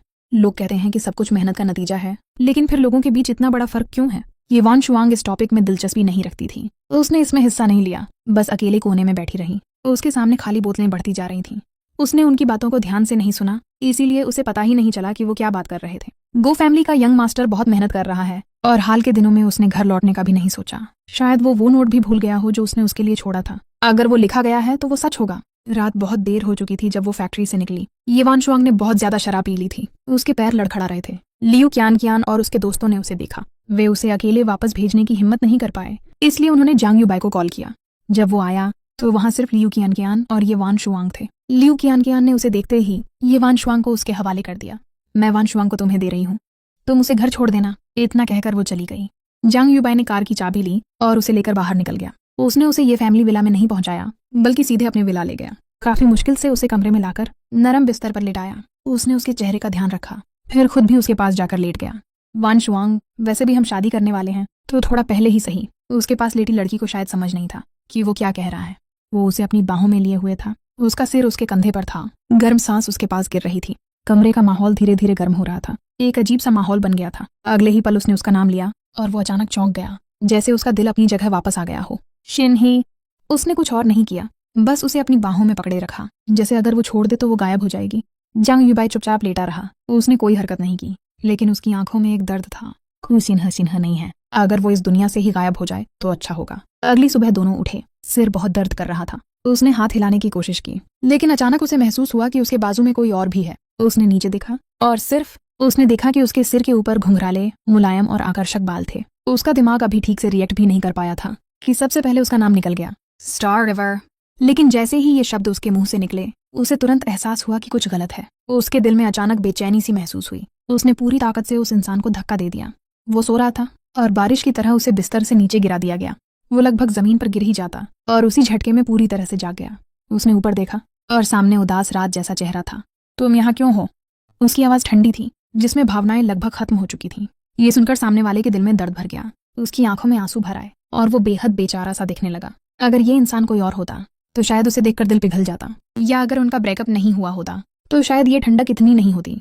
लेकिन इस वक्त वो वही इंसान था जिसने उन्हें अलग किया था, जिसे देखकर उसका गुस्सा और बढ़ गया। जांग यूबाई ने देखा कि वो अभी भी शांत खड़ा है। उसका चेहरा और भी सख्त हो गया। तुम कल रात नशे में थे। तुमने मुझे अपने विला में आने नहीं दिया, इसलिए मैं तुम्हें घर लेकर आया। ये सुनकर उसे समझ आया कि वो अभी जिस कमरे में है ये उसका कमरा नहीं है। उसका चेहरा थोड़ा नरम पड़ गया, लेकिन उसकी आंखें अभी भी पीछे की तरफ थीं। तो फिर तुम मेरे साथ सोए क्यों? ये सुनते ही उसके चेहरे पर हल्की सी लाली आ गई। मैं तुम्हें बस आराम से सुला रहा था, लेकिन तुम ही बार बार मुझे खींच रहे थे। उसका शर्मिंदा सा चेहरा देखकर उसकी शक्ल बदल गई। अब पहले जैसा गुस्सा नहीं रहा। पता नहीं उसने उसकी बात पर कितना भरोसा किया। जांग यूबाई ने देखा कि वो अचानक उठ गया। रूम से बाहर निकलते हुए उसने सिर्फ एक नजर डाली। जांग यूबाई, अपनी छोटी छोटी चालें बंद करो। हम शादी करने वाले हैं सिर्फ इसलिए क्योंकि तुम मेरे माता पिता को संभाल लेते हो। अगर अगली बार ऐसा हुआ तो मुझे कोई और चुनने में कोई दिक्कत नहीं होगी। जियांग युबाई का चेहरा और भी खराब हो गया। वो उसे जाते हुए देखता रहा और गुस्से में लगभग अपने दांत भींच लिए। कुछ देर बाद येवान शुआंग ने अपने फोन पर एक अनजान नंबर देखा। पहली बार उसे लगा कि ये शिन्हे है, जैसे कोई ऐसा इंसान जो पीछा नहीं छोड़ता, बहुत परेशान करने वाला। कुछ समय पहले उसने उसे ब्लॉक कर दिया था। थोड़ी देर शांति रही, पता नहीं क्या हुआ, वो नंबर बदलकर फिर से आ गया। कॉल काटने के बाद भी फोन लगातार बजता रहा। आखिरकार उसने लंबी सांस ली, फोन बंद करके टेबल पर रख दिया। आखिरकार मुझे सामने पड़े डॉक्यूमेंट को ध्यान से देखने का समय मिला। ये प्रोजेक्ट वो पहला बड़ा प्रोजेक्ट था जो मैंने शिंकी में आने के बाद संभाला था। अगर मैं इसे पूरी तरह सफलतापूर्वक कर लेता तो मैं शिंकी में अपनी मजबूत जगह बना सकता था। उस समय मैंने बिना किसी हिचकिचाहट के यह प्रोजेक्ट ले लिया था, लेकिन बाद में पता चला कि बिडिंग में अचानक एक और नाम आ गया, येवान शुआंग। मैं उसे फेस करने से नहीं डरता था, लेकिन कुछ लोग समझ ही नहीं पा रहे थे कि वो ऐसा क्यों कर रही है। नाइट मार्केट का बेस हाइचिंग में है, तो उसका अचानक इस शहर के प्रोजेक्ट में दखल देना, क्या ये मेरे लिए था? ये सोचकर मुझे हंसी आ गई। येवान शुआंग इतनी गहराई से प्यार में होगी, ये बात मैं मान नहीं सकता था। एक तरफ वो किसी और आदमी से शादी की तैयारी कर रही है और दूसरी तरफ किसी और आदमी को परेशान कर रही है। इतना कैलकुलेटेड तरीका। उसने मुझे भी कह दिया था कि उसका और जांग युबाई का रिश्ता वैसा नहीं है जैसा लोग सोचते हैं। लेकिन अगर वो सच में जांग युबाई से प्यार नहीं करती तो भी जांग युबाई वही है जिसे उसने चुना था। फिर इसमें बड़ी बात क्या है? भले ही मैं उसका पहला और एकमात्र चुनाव न भी रहा हूँ, फिर भी उसे मेरे फैसले खुद नहीं करने चाहिए। वो मुझे सामने रखकर किसी और का लवर नहीं बना सकती। इस बार की बिडिंग बहुत इंटेंस थी। शेंकी और ये ग्रुप ही नहीं, बल्कि हाइचेंग के लगभग सभी बड़े बिजनेस हाउसेज इसमें शामिल थे। कुछ लोग दूसरे शहरों से भी आए थे, जैसे येवन शुआंग। इतने ज्यादा लोगों की वजह से ऑर्गेनाइजर ने एक बैंकेट भी रख दिया था। सभी बिडिंग ग्रुप्स को इनवाइट किया गया। जब आंट गू ने मुझे हंसोंग से मिलवाया तो उसने रहस्यमयी तरीके से मेरी तरफ आंख मारी। मैं थोड़ा कंफ्यूज्ड हो गया, शायद मैंने कोई इंपॉर्टेंट बात मिस कर दी थी। मैंने उससे पूछा, आंटी कुछ और भी है क्या? आंट गू ने मुझे देखा, जैसे उसे याद आ गया हो कि उसने पहले कुछ कहा था। फिर उसने बात को हल्के में लेते हुए आगे बढ़ते हुए कहा, अरे हाँ, कुछ दिन पहले मैंने तुमसे कहा था ना, मेरी दोस्त की बेटी से मिलने के लिए। वो लड़की कुछ समय से बिजी थी, इसलिए समय नहीं मिल पाया। लेकिन अच्छा कोइंसिडेंस है, वो भी इस बिडिंग में आ रही है, तुम वहीं मिल लेना। मैं समझ गया कि ये बेसिकली एक ब्लाइंड डेट थी। मैं थोड़ा स्पीचलेस हो गया। आंटी, अगर हम सब यहाँ बिडिंग के लिए आ रहे हैं तो क्या हम कंपेटिटर्स नहीं बन जाएंगे? और आप कंपेटिटर्स को ही डेटिंग के लिए इसी जगह पर मिलवा रही हैं? ये तो सच में पहली बार देखा है। मैंने हल्का सा थम्स अप दिया। आंट गू को इससे कोई फर्क नहीं पड़ा। उसने बस सीधा सा जवाब दिया, तो फिर क्या हुआ? लेकिन जरूरी नहीं कि ये सब कुछ उसी फील्ड में हो, और न ही पहले मिलना कोई गलत बात है। अच्छा इंसान मिल जाए तो भी क्या बुरा है? मैंने पहले ही उसके बारे में थोड़ा पता कर लिया था। हालांकि उस लड़की का कभी कोई रिलेशनशिप नहीं रहा, लेकिन उसने भी एक बार एक लड़के को पसंद किया था। सुना था कि वो लड़का मेरी ही टाइप का था। ये सब जानने के बाद मैं थोड़ा सोच में पड़ गया, क्योंकि मेरा एक पुराना दोस्त भी उस शेन्युए वाले व्यक्ति से जुड़ा हुआ था, और शायद उसी वजह से मैं उस समय ब्लाइंड डेट की बात भूल गया था। वक्त बीतता गया और मैं ये सब भूल गया। अब जब आंटी ने याद दिलाया तब जाकर मुझे पूरा मामला समझ आया कि जिसे वो लड़की पसंद करती है वो भी मेरे ही टाइप का है। हम लोग पहले भी अच्छे दोस्त रह चुके थे, तो शायद ये सब उसी कनेक्शन की वजह से हुआ था। लेकिन अब वो लड़की सच में मेरे दोस्त के मामले में दखल नहीं देना चाहती थी, बस अपने दिल की बात से बाहर नहीं निकल पा रही थी। मैंने ये बात अपनी आंटी को नहीं बताई, क्योंकि मुझे खुद भी पूरा नहीं पता था और आंटी भी इससे अनजान थी, इसलिए मैंने ज्यादा कुछ नहीं कहा। बस हल्की सी मुस्कान के साथ बात टाल दी। लेकिन आंटी को के नजरिए से शायद मेरी चुप्पी को उसने गलत समझ लिया। बिडिंग वाले दिन उसका मूड अच्छा था। उसने ड्राइवर को भेजकर गू परिवार के विला के बाहर गाड़ी तैयार रखी। हेलो मिस्टर गू, एक महिला छोटे से सूट में मुझे लेने आई। मैं उसके सामने खड़ा हो गया। मैंने अभी आपका नाम नहीं पूछा। उसने हल्का सा सिर हिलाया। कुछ पल की चुप्पी के बाद मैंने कहा, मेरा नाम सोंग रुअन रुअन है। ये सुनकर उसने ज्यादा बात नहीं की। जब वो मुझे कार में बैठाने लगी तो मैं चुपचाप पैसेंजर सीट पर बैठ गया। गाड़ी का दरवाजा बंद हो गया, लेकिन माहौल थोड़ा अजीब सा था। मैं खिड़की से बाहर देख रहा था और उस नाम सोंग रुअन रुअन के बारे में सोच रहा था। मुझे उसमें कोई खास छाप याद नहीं आ रही थी, बस हल्का सा फेमिलियर सा लग रहा था। मैंने पीछे मुड़कर उसे देखा। वो सिर्फ ड्राइविंग पर फोकस कर रहा था। मैं कुछ कहना चाहता था, लेकिन समझ नहीं आ रहा था कैसे शुरू करूं। आखिरकार मैं चुप ही रहा। गाड़ी बैंक्वेट से पहले रुक गई। हम दोनों नीचे उतरे। मैं सीधे अंदर जाने ही वाला था, लेकिन वो अभी भी पीछे खड़ा था। मैंने मुड़कर देखा, वो वहीं खड़ा था, थोड़ा सा नर्वस लग रहा था। मैं उलझ गया। क्या हुआ? मैंने पूछा, लेकिन वो बस चुपचाप खड़ा रहा, जैसे खुद भी कंफ्यूज हो। उसने सिर उठाकर मेरी तरफ इशारा किया। बाकी लोग अपनी अपनी फीमेल पार्टनर का हाथ पकड़कर एंट्री कर रहे थे, लेकिन न जाने क्यों सोंग वानवन के चेहरे पर कोई भाव नहीं था। फिर भी मुझे उसके चेहरे में कहीं ना कहीं एक हल्की सी उदासी महसूस हुई। मैंने हल्का सा खांसते हुए थोड़ा बेबसी से वापस जाकर उसका हाथ पकड़ लिया और फिर हम दोनों साथ साथ बैंक्वेट हॉल की तरफ चल पड़े। दरवाजे के पास पहुंचकर मैं खुद को रोक नहीं पाया और पूछ ही लिया, क्या हम पहले कभी मिले हैं? मेरे सवाल सुनते ही सोंग वानवन की आंखों में एक पल के लिए निराशा चमक गई, जैसे उसे यकीन ही नहीं हो रहा था कि मुझे सच में कुछ याद नहीं। मैं सोच रहा था कि शायद वो जवाब नहीं देगी, लेकिन उसने गहरी सांस ली और उस भारी खामोशी को तोड़ दिया। हम हाई स्कूल में साथ पढ़ते थे। बस मैं हमेशा क्लास के कोने में बैठती थी। उस समय सॉन्ग 11 अपने ही दुनिया में खोई रहती थी। वो लोगों की बातों पर ज्यादा प्रतिक्रिया नहीं देती थी। हालांकि वो दिखने में साधारण नहीं थी, लेकिन उसकी चुप्पी की वजह से लोग उसे जल्दी भूल जाते थे। जैसे अब मेरे साथ भी वही हो रहा था। असल में वो मुझे बहुत समय से पसंद करती थी। उस दिन से जब मैंने पहली बार उससे बात की थी, बाकी लोग बस औपचारिक बातें करके चले गए थे, लेकिन मैं ऐसा नहीं था। मैं किसी को भी अनदेखा नहीं करता था, चाहे कोई सवाल हो या कोई बात। मैं सबकी राय ध्यान से सुनता था, उसकी भी। और शायद उसी वजह से मैं उसकी जिंदगी में सबसे ज्यादा बार आने वाला इंसान बन गया था। उसकी जिंदगी में एक तरह से रोशनी बन गया था। लेकिन बाद में वो कई बार खुद से नफरत करने लगी, क्योंकि उसे लगता था कि उस जैसी साधारण लड़की मेरे लायक नहीं है। फिर वो विदेश चली गई, पढ़ाई के साथ साथ थेरेपी भी लेती रही। पहली बार उसने हिम्मत करके मेरे बारे में पूछा, तो उसे पता चला कि मैं किसी और के साथ रिलेशनशिप में हूँ। उस समय उसने सोचा, अगर मैं खुश हूँ तो वो मेरी जिंदगी से हमेशा के लिए गायब रहना बेहतर समझेगी। वो लगभग हार मान चुकी थी, लेकिन तभी उसे पता चला कि मेरा ब्रेकअप हो गया है, और फिर वो वापस आ गई। मैंने दुनिया के सबसे अमीर इंसान और फीमेल सीईओ के सामने अपनी असली पहचान छुपा रखी थी। मैं उससे अपनी पहचान बताने ही वाला था, लेकिन तभी मैंने उसकी फ्रेंड्स को मेरे सामने फ्रेंच में बात करते हुए सुना। तुम जल्दी ही वापस जा रही हो लियन यंग, और तुम्हारे हाथ वाला ये छोटा बॉयफ्रेंड, क्या उससे अलग हो गई? ये वानशुआंग ने हाथ में वाइन ग्लास घुमाते हुए धीरे से कहा। मुझे नहीं पता, मैं उसे बहुत पसंद करती हूँ, लेकिन वो बहुत गरीब है। लियन यंग तो बस अपने परिवार को जवाब दे रही है, वही उसका सच्चा प्यार है। मैं ये बात उससे छुपाकर रखूंगी, बस उसे बाहर ही रखूंगी। उनकी वो बातें सुनकर मैं अंदर से टूट गया। उन्हें लगा मैं गरीब हूँ और फ्रेंच नहीं समझता, लेकिन उन्हें क्या पता था कि मुझे फ्रेंच अच्छी तरह समझ आती है। आज जब मैंने सॉन्ग रुआना रुआन की बातें सुनी, तब जाकर मेरी यादों के कोनों में छुपे हुए सारे टुकड़े जुड़ने लगे। मैं बस उस शांत क्लासमेट के बारे में सोच रहा था, और उन औरतों को देख रहा था जो बिजनेस और आज़ादी के नाम पर रिश्तों से खेलती हैं। मुझे अब भी यकीन नहीं हो रहा था। मैंने आह भरते हुए कहा, कई सालों बाद मिले हैं, तुम बहुत बदल गई हो, पहले से भी ज्यादा खूबसूरत हो। मेरी आखिरी बात सुनते ही उसके चेहरे पर हल्की सी शर्म आ गई। बैंक्वेट हॉल काफी ज्यादा भीड़भाड़ वाला था। बोली लगाने के लिए बहुत सारे लोग आए हुए थे। कुछ देर बाद एक आदमी और एक औरत हॉल के अंदर आए। जैसे ही मैंने आवाज सुनी, मैंने पीछे मुड़कर हॉल के एंट्रेंस की तरफ देखा, लेकिन मेरी नजर सीधे सामने आने वाले इंसान की नजरों से टकरा गई। मेरा दिल जोर से धड़क उठा। उसकी आवाज इतनी तेज थी कि हॉल में मौजूद बाकी लोगों का ध्यान भी उधर चला गया। सबकी नजरें एंट्रेंस पर टिक गईं, और मुझे मजबूरी में सबकी निगाहों का सामना करना पड़ा। ये फ्रीवन जियांग परिवार हाइचिंग के सबसे बड़े और ताकतवर परिवारों में से थे, लेकिन ये वानशुआंग और जियांग यूबाई एक साथ इस बैंक्वेट में क्यों आए थे? ये सबके लिए बहुत बड़ा झटका था। पीछे खड़े लोग आपस में फुसफुसाने लगे, इन दोनों को तो बिल्कुल शर्म नहीं है, लगता है दोनों रिलेशनशिप में हैं। मैं कुछ समझ पाता उससे पहले पीछे से किसी ने मेरा हाथ पकड़ लिया। ये वानशुआंग मुझे देखकर खुद भी हैरान थी कि मैं यहाँ कैसे मौजूद था, लेकिन अगले ही पल उसने मुझे अपने बगल वाली लड़की का हाथ पकड़े देखा, और गुस्से में उसका चेहरा लाल हो गया। उसे जाने दो। उसके बगल में खड़ा जियांग यूबाई तुरंत आगे बढ़ा और उसने पूछ लिया, ये लड़की कौन है? तुम इसके साथ क्यों हो? लेकिन जियांग यूबाई के करीब आते ही मैंने सिर्फ ये वानशुआंग की गुस्से से भरी आवाज सुनी। उसने कुछ नहीं कहा, बस हम दोनों को हाथ पकड़े हुए घूरती रही। आसपास खड़े लोग तमाशा देखने लगे। सबके चेहरों पर गॉसिप साफ नजर आ रही थी। और क्या होगा? जरूर इसका ब्रेकअप हो गया होगा, वरना उसकी हैसियत वाला इंसान ऐसा कैसे कर सकता है? ओन एक्शन हॉल में पहुंचते ही उसने कहा कि उसकी तबीयत बहुत खराब है। मैंने ये वानशुआंग का काला पड़ चुका चेहरा नहीं देखा, लेकिन आसपास खड़े लोग उसे अजीब नजरों से देखने लगे। गू परिवार हुचेंग का सबसे बड़ा और ताकतवर परिवार था, और मैं उस परिवार का इकलौता बेटा था। अगर मुझे भी किसी की मदद लेकर बैंक्वेट हॉल में आना पड़े, तो फिर यहाँ मौजूद बाकी लोग किस लायक हैं? लेकिन तमाशा देखने वालों को कौन रोके? किसी ने उन्हें सच बताने की कोशिश नहीं की। तभी मुझे भीड़ के बीच होश आया। मेरे बगल में खड़ी सॉन्ग रुआना रुआन का चेहरा पूरी तरह ठंडा पड़ चुका था। मैंने अभी भी ये वानशुआंग की कलाई पकड़ रखी थी। अगले ही पल सॉन्ग रुआना रुआन ने अचानक उसका हाथ झटक दिया। शायद ये वानशुआंग को उम्मीद नहीं थी कि वो अचानक ऐसा करेगी। एक पल की लापरवाही में उसकी कलाई लगभग मुड़ गई, लेकिन फिर भी उसने मेरा हाथ छोड़ने से इनकार कर दिया। सॉन्ग रुआन रुआन ने बिना किसी भावना के ठंडी आवाज में कहा, हाथ छोड़ दो।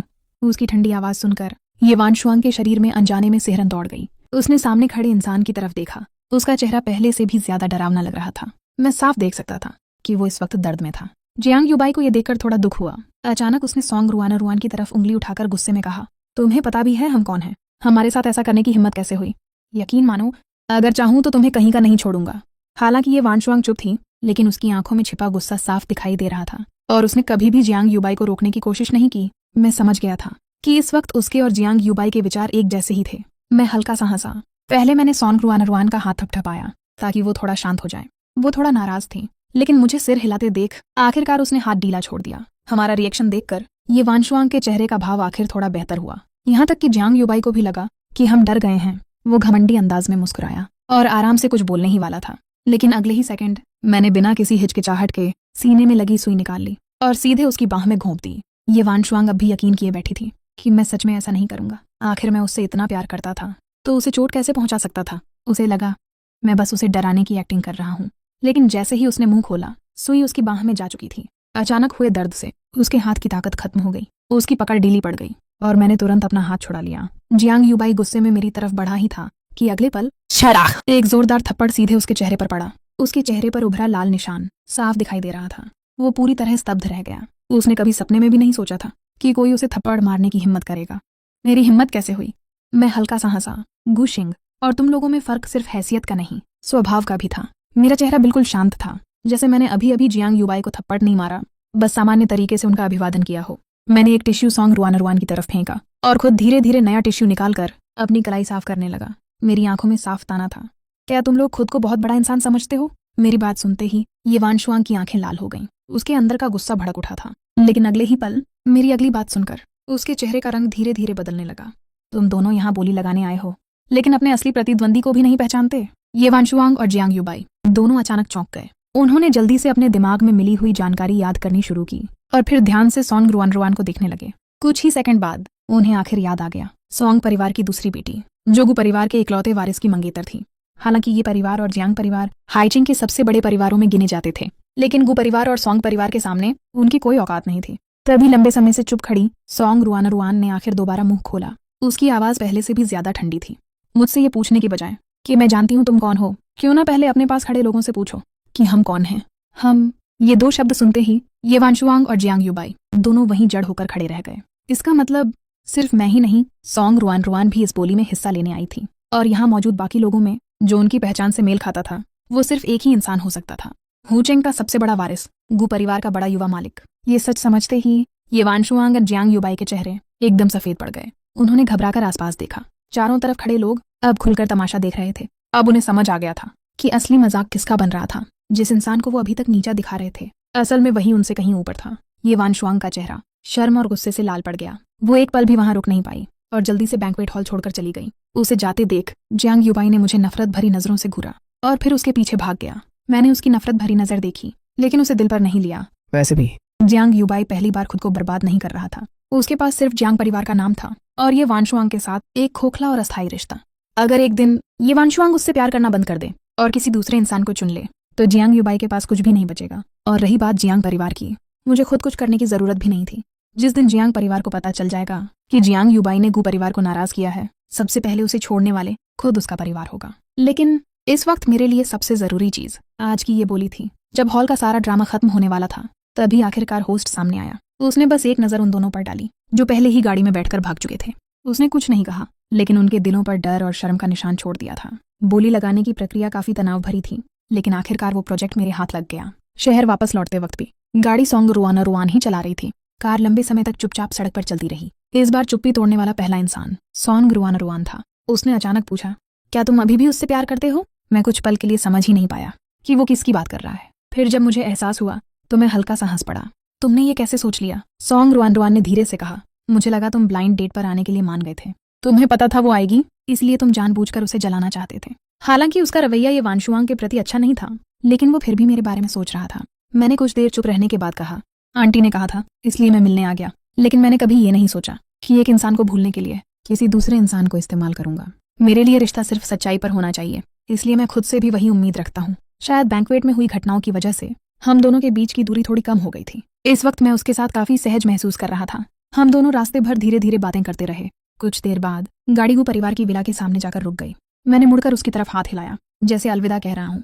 फिर मैं मुड़कर विला के अंदर जाने लगा, लेकिन दरवाजे तक पहुंचकर अचानक मेरे कदम रुक गए। मैंने पीछे मुड़कर देखा, उसकी कार अभी भी वहीं खड़ी थी। उसने गाड़ी स्टार्ट तक नहीं की थी। मैं वापस उसकी तरफ चला गया। कार की खिड़की धीरे से नीचे हुई। वो मुझे हल्की झिझक और उम्मीद भरी नजरों से देखने लगा। गुसर, क्या कोई और बात है? मैं मुस्कुराया। हम क्लासमेट रहे हैं, इतना फॉर्मल मत बनो। आगे से मुझे शिन्हे कहकर बुलाना। मेरा नाम उसके मुंह से सुनते ही मैं हल्का सा हंस पड़ा, लेकिन फिर मैंने धीरे से कहा, मैं सिर्फ आंटी की वजह से ब्लाइंड डेट पर आया था। मैंने अभी सच में किसी नए रिश्ते की शुरुआत करने के बारे में नहीं सोचा, तो फिलहाल हम दोस्त बनकर रह सकते हैं। इतना कहकर मैंने फिर उसकी तरफ हाथ हिलाया। इस बार मैंने सच में उसे एक पुराने दोस्त की तरह अलविदा कहा। रास्ते में ध्यान से जाना। मैं धीरे धीरे विला के अंदर चला गया। दरवाजे पर मेरी परछाई धीरे धीरे गायब हो गई। कार के अंदर बैठा सॉन्ग रुआन हल्का सा मुस्कुराया। उसने इतने साल इंतजार किया था, तो अब थोड़ा और इंतजार कर लेना उसके लिए मुश्किल नहीं था। जैसा मैंने कहा था, फिलहाल के लिए हम दोनों दोस्त बन गए थे, और अजनबी से दोस्त बन जाना भी किसी रिश्ते की अच्छी शुरुआत होती है। सॉन्ग रुआना रुआन भी इस बात से काफी संतुष्ट था। उस रात जहाँ कुछ लोग बेचैनी में सो नहीं पाए, वहीं मैं और सॉन्ग रुआन रुआन दोनों बहुत चैन से सोए। अगली सुबह मुझे लगातार बजती फोन की घंटियों ने जगा दिया। मैंने आंखें खोली तो देखा मेरा सोशल मीडिया अकाउंट लगभग फट चुका था। फोन लगातार डिंग डिंग करके बज रहा था। हर तरफ सिर्फ गालियां, नफरत और बुरे कमेंट्स थे। तभी हैचिंग का एक नंबर कॉल पर आया। मैंने फोन उठाया। सामने मेरा पुराना दोस्त था। उसने घबराई हुई आवाज में कहा, शिन्हे, क्या तुमने इंटरनेट पर चल रही बातें देखी हैं? ये नेटिजन सच में पागल हो गए हैं। जो कोई बोल रहा है उसी पर यकीन कर रहे हैं। यहाँ तक कि लोग ये तक कह रहे हैं कि वो परिवार का पहला वारिस किसी और के रिश्ते में तीसरा इंसान बन गया। इतनी घटिया अफवाह भी लोग फैला रहे हैं। तुम जल्दी से सफाई दो। जो लोग तुम्हें बदनाम कर रहे हैं उन्हें सजा मिलनी चाहिए। मैं कुछ बोल पाता उससे पहले ही वो लगातार बोलता चला गया। उसकी बात सुनकर मुझे आखिर समझ आया कि मामला क्या था। असल में कल रात बैंक्वेट के बाद जियांग यूबाई हैचिंग लौट गया था। वो अब भी बैंक्वेट में हुई बेइज्जती सह नहीं पा रहा था, इसलिए उसने इंटरनेट पर दावा कर दिया कि उसकी और ये वानशुआंग की सगाई हो चुकी है। और फिर उसने सारी सच्चाई उलट पुलट कर पेश की। उसने कहा कि मैं उनके रिश्ते के बीच में आया हूँ। इतना ही नहीं, उसने वो सबूत भी पोस्ट कर दिए जब ये वानशुआंग सगाई के बाद मेरे साथ रह रही थी। शुरुआत में नेटिजन्स को भरोसा नहीं हुआ। आखिर वो परिवार का पहला वारिस किसी और के रिश्ते में दखल क्यों देगा? लेकिन फिर जियांग यूबाई ने और सबूत डाले। यहाँ तक कि ये वानशुआंग की बहनों ने भी गवाही दे दी कि मैं ही उनके रिश्ते के बीच आया था। बस फिर क्या था, रात भर इंटरनेट पर तमाशा शुरू हो गया। लोगों ने सीधे मेरा सोशल मीडिया अकाउंट ढूंढ लिया और पागलों की तरह गालियां देने लगे। इतने अमीर होकर भी कोई शर्म नहीं? क्या किसी और का रिश्ता तोड़ना जरूरी था? पहला वारिस होने का मतलब ये नहीं कि तुम कुछ भी कर सकते हो। ऐसे इंसान का बहिष्कार होना चाहिए। बिल्कुल बेशर्म। पैसे वाले लोग सच में गंदे होते हैं। बेशक कुछ समझदार लोग भी थे जो कह रहे थे पहले उसकी बात भी सुन लेनी चाहिए। सिर्फ एक इंसान की बात पर फैसला नहीं कर सकते। लेकिन ज्यादातर कमेंट्स अब भी मेरे खिलाफ ही थे। मैंने फोन पर शांत आवाज में कहा, मैं इसे संभाल लूंगा। फिर हल्का सा हंसते हुए बोला, तुम भूल गए क्या? मैं गू परिवार का पहला वारिस हूँ।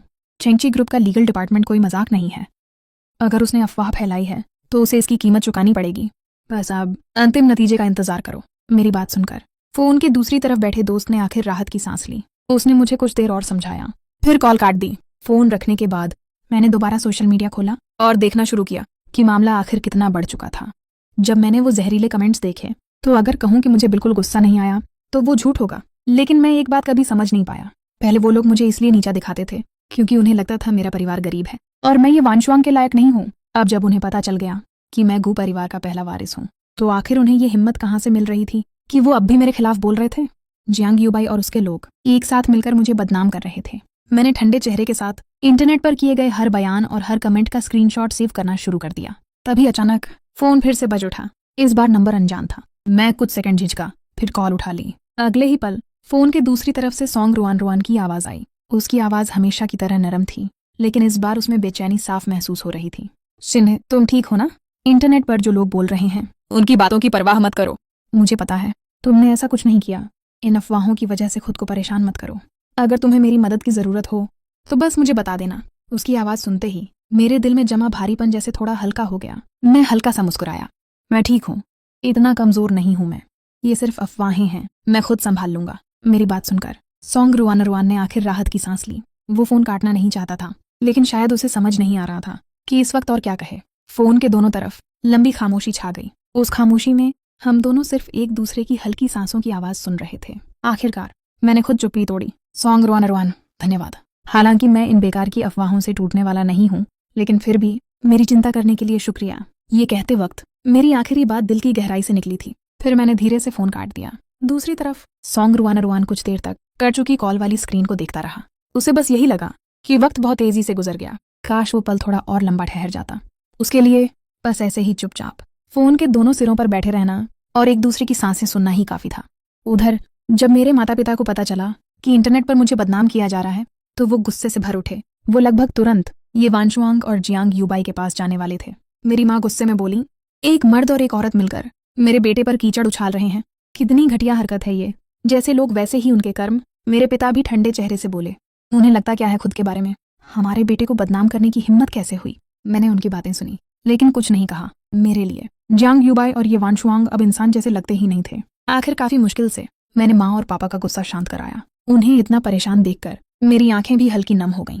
मैंने धीरे से कहा, ठीक है माँ, पापा, अब चिंता मत कीजिए, मैं उन्हें यूं ही मुझे बदनाम नहीं करने दूंगा। जब उन्होंने अफवाह फैलाने की हिम्मत की है तो उन्हें इसकी कीमत चुकाने के लिए भी तैयार रहना होगा। उधर हैचिंग के जियांग परिवार में ये वान शुआंग का चेहरा पूरी तरह ठंडा पड़ा हुआ था। उसकी आंखों में अब सिर्फ गुस्सा और नफरत बची थी। सामने जियांग युबाई रोता हुआ बैठा था। ये वान शुआंग ने उसकी ठोड़ी पकड़कर जोर से ऊपर उठाई और ठंडी आवाज में कहा, क्या मैंने पहले तुम्हें चेतावनी नहीं दी थी? तुम्हें अपनी छोटी छोटी चालें बंद कर देनी चाहिए थी। मैं तुम्हें सिर्फ इसलिए अपने पास रखे हुए थी क्योंकि तुम अब भी मेरे काम के थे, लेकिन तुम इतने बेवकूफ निकले कि सीधे लियू चियान से संपर्क कर लिया और फिर मिलकर शिन्हे पर कीचड़ उछालने लगे। लगता है मैंने तुम्हें बहुत ज्यादा छूट दे दी थी। उसकी पकड़ इतनी मजबूत थी कि जियांग युबाई दर्द से सिर हिलाने लगा, लेकिन ये वान शुआंग की आंखों में जरा भी दया नहीं थी। जियांग युबाई ने जल्दी से कहा, वान शुआंग, वो आदमी गू परिवार का पहला वारिस है। उसने 5 साल तक तुमसे झूठ बोला कि वो गरीब है और अब हमने उसे नाराज भी कर दिया है। तुम सच में सोचती हो कि उसके दिल में अभी भी तुम्हारे लिए कोई भावना बची है? जब वो हमसे बदला लेने आएगा तो उससे पहले क्यों ना हम ही उसे खत्म कर दें, क्यों ना हम गू परिवार को पूरी तरह दबा दें। उसकी बातें सुनकर ये वान शुआंग की पकड़ थोड़ी ढीली पड़ गई। हाँ, वो सच में गू परिवार का पहला वारिस था, लेकिन उसने ये बात उससे 5 साल तक छुपा कर रखी। अगर उसे पहले से उसकी असली पहचान पता होती तो क्या वो किसी और से शादी करने का फैसला करती? नहीं, उसने तो उसकी नकली पहचान से भी नफरत नहीं की थी। वो उसे हमेशा अपने पास रखना चाहती थी, लेकिन बदले में उसे क्या मिला? उसने मौका मिलते ही उसे पूरी तरह छोड़ दिया और अब उसे इतनी बड़ी बेइज्जती झेलनी पड़ रही थी। तो फिर आखिर क्यों? वो अब भी उसके लिए अपनी भावनाएं बचाकर रखे। अगर गिरना ही है तो सब साथ में गिरेंगे। उसने मन ही मन फैसला कर लिया। वैसे भी जब वो उससे अलग हुई थी तो उसने अपने पास उसकी हर निशानी फेंक दी थी। अब जब तक वो दोनों एक ही बात पर टिके रहेंगे तो दुनिया की नजरों में शिन्हे ही तीसरा इंसान बना रहेगा। ये सोचकर ये वान शुआंग की आंखों में फिर ठंडापन लौट आया तो उसने जियांग युबाई की ठोड़ी छोड़ दी और संतुष्ट नजरों से उसे देखा। फिर धीमी आवाज में बोली, तो अब तुम्हें मेहनत करनी होगी उसे गू परिवार के पहले वारिस की कुर्सी से नीचे खींचने के लिए। इतना कहकर वो वहां 1 सेकंड भी नहीं रुकी, मुड़कर सीधे जियांग युबाई की विला से बाहर चली गई। मैंने दुनिया के सबसे अमीर आदमी की अपनी पहचान छुपा रखी थी और एक महिला सीईओ के साथ सच्चा प्यार किया था, लेकिन जिस दिन मैं उसे अपनी असली पहचान बताने वाला था उसी दिन मैंने उसकी दोस्तों को मेरे सामने फ्रेंच में बातें करते हुए सुना। तुम जल्द ही वापस घर जा रही हो लियान यिंग, तो तुम्हारे हाथ वाला छोटा बॉयफ्रेंड क्या होगा? क्या तुम उससे अलग हो जाओगी? ये वान शुआंग ने हाथ में पकड़े वाइन ग्लास को हल्के से घुमाते हुए कहा, मुझे नहीं पता, मैं उसे बहुत पसंद करती हूँ, लेकिन वो बहुत गरीब है। मैं उसे अपने परिवार के सामने स्वीकार नहीं कर सकती। लियान यिंग तो बस अपने परिवार को एक जवाब दे रही है, वो ही असली प्यार है। मैं उससे ये बात छुपा लूंगी, बस उसे बाहर एक प्रेमी की तरह रखूंगी। उनकी बातें इतनी घटिया और शर्मनाक थीं। उन्हें लगा कि मैं गरीब हूँ और फ्रेंच नहीं समझता, लेकिन उन्होंने ये नहीं सोचा था कि मुझे फ्रेंच अच्छी तरह आती है। कार का हॉर्न बजा और मैं उनसे दूर होता चला गया। जियांग युबाई जहर की तरह अंधा हो चुका था। उसका पागलपन और गहरा होता जा रहा था। उसने ये सब गुस्से में आकर नहीं किया था। जब से मैं हुचेंग से वापस आया था मुझे पता चल गया था कि उसने सारे रिश्ते तोड़ दिए हैं। उसने सबसे बड़े घराने के दामाद को भी नाराज कर दिया था। जियांग परिवार ने उसे छोड़ने का फैसला कर लिया था। वो ये वान शुआंग से शादी करके अपने परिवार की जड़ मजबूत करना चाहता था, लेकिन जैसे ही उसने शादी की बात छेड़ी उसके माँ बाप ने उसे डांटकर भगा दिया। तुम्हारी हिम्मत कैसे हुई ये वान शुआंग से शादी की बात करने की? आज वो खुद हमारे घर आकर रिश्ता तोड़कर गई है। तुम एक औरत तक को अपने साथ बांध कर नहीं रख सके। अब खुद बताओ तुम्हारा क्या फायदा? उसी पल जियांग युबाई को एहसास हुआ कि उसे हर किसी ने छोड़ दिया है, लेकिन वो समझ नहीं पा रहा था क्यों। खुशिन है, सब तुम्हारी वजह से हुआ। जियांग परिवार ने मुझे छोड़ दिया, ये वान शुआंग ने भी मुझे छोड़ दिया, फिर भी तुम इतने सम्मान से मेरे सामने क्यों खड़े हो? उसने अपना सारा गुस्सा मुझ पर निकाल दिया। फिर उसने लियू चियान और ये वान शुआंग को साथ मिलाया और आखिरी लड़ाई लड़ने की ठान ली। उन सबको लगा कि जब तक वो मेरे और ये वान शुआंग के पुराने रिश्ते को मिटा देंगे तब तक सच कोई साबित नहीं कर पाएगा, भले ही मेरे पास 5 साल के प्यार के सबूत हों। वो नकली पुराने सबूत बनाकर दुनिया को भ्रमित कर सकते थे, लेकिन फिर मैंने सीधे 2 सीसीटीवी वीडियो जारी कर दिए। पहला वीडियो उस चैट रिकॉर्ड का था जहां जियांग युबाई शुरू से मुझे उकसा रहा था। वो वीडियो 1 महीने पुराना था। उसमें साफ दिख रहा था कि वे लोग मेरे सामने फ्रेंच में बातें कर रहे थे। हालांकि सीसीटीवी में आवाज थोड़ी धुंधली थी, लेकिन उनकी बातों का मतलब बिल्कुल साफ था। ये वान शुआंग मुझसे ये बात छुपा रही थी कि उसकी किसी और से सगाई हो चुकी है और वो मुझे प्यार के नाम पर एक छुपा हुआ प्रेमी बनाकर रखना चाहती थी। दूसरा वीडियो बाथरूम में मेरे और जियांग युबाई के बीच हुई भिड़ंत का था। उस वीडियो में साफ सुना जा सकता था कि जियांग युबाई खुद कह रहा था कि मैं और ये वान शुआंग पिछले 5 सालों से साथ थे। अगर सच में उस रिश्ते में कोई तीसरा इंसान था तो वो मैं नहीं बल्कि जियांग युबाई था, लेकिन उसके पास पागलों की तरह चिल्लाने के अलावा कोई जवाब नहीं था। अगर सच में गलती मेरी होती तो जियांग युबाई अपने स्वभाव के हिसाब से उसी वक्त मुझे झूठा साबित कर देता, लेकिन वो इतना दूर भाग चुका था कि अब उसके पास कोई रास्ता नहीं बचा था। यांग वेई ने अपने एक्स बॉयफ्रेंड के सामने जो बातें कही थीं वो किसी ऐसे इंसान की बातें नहीं लगती जिसे फंसाया गया हो, बल्कि वो किसी ऐसे व्यक्ति की सोच लगती है जिसे कभी सच्चा प्यार नहीं मिला, जैसे किसी तीसरे इंसान चाओसन की मानसिकता हो। असल में उसे खुद भी पता था कि गलती उसी की थी। उसके शब्द साफ बता रहे थे कि वही इस पूरे मामले में शामिल था। इंटरनेट पर अचानक लोगों की राय बदल गई। जिन नेटिजन्स ने पहले मुझे बुरी तरह गालियां दी थीं अब वही लोग पीछे मुड़कर देखने लगे कि ये वानशुआंग और जियांग युबाई को कितनी बेरहमी से ट्रोल किया गया था। वे लोग जो खुद को न्यायप्रिय कहते थे, उन्होंने वीबो पर ये वानशुआंग और जियांग युबाई के खिलाफ पागलों की तरह पोस्ट करना शुरू कर दिया और मैं बस चुपचाप आगे बढ़ता रहा।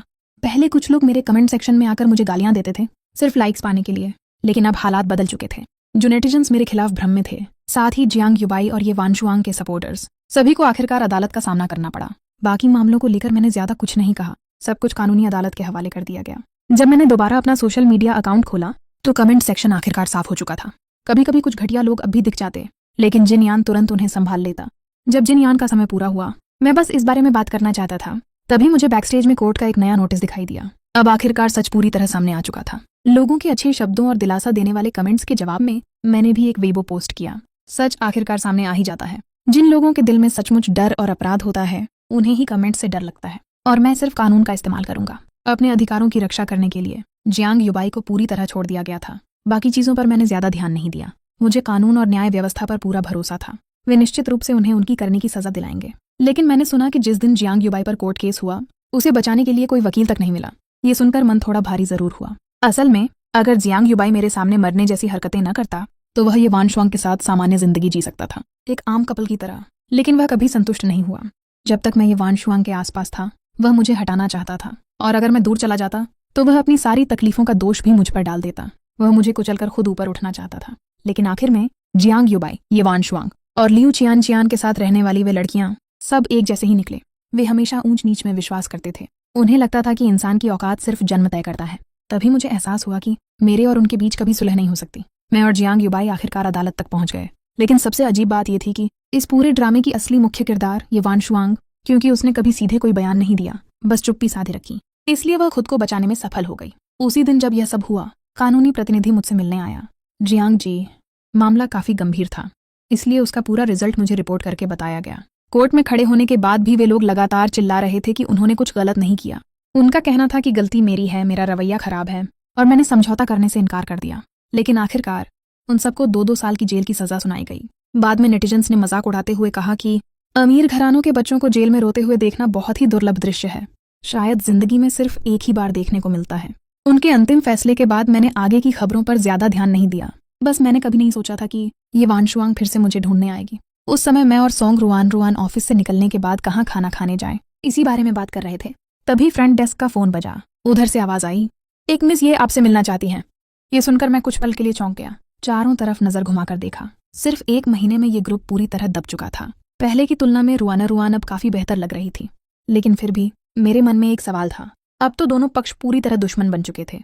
फिर भी ये वानशुआंग मुझे ढूंढने क्यों आई है? मैंने सोचा था कि अब तक वह काफी कमजोर और टूट चुकी होगी, लेकिन जब मैंने उसे सच में देखा तो मैं कुछ पल के लिए सचमुच स्तब्ध रह गया।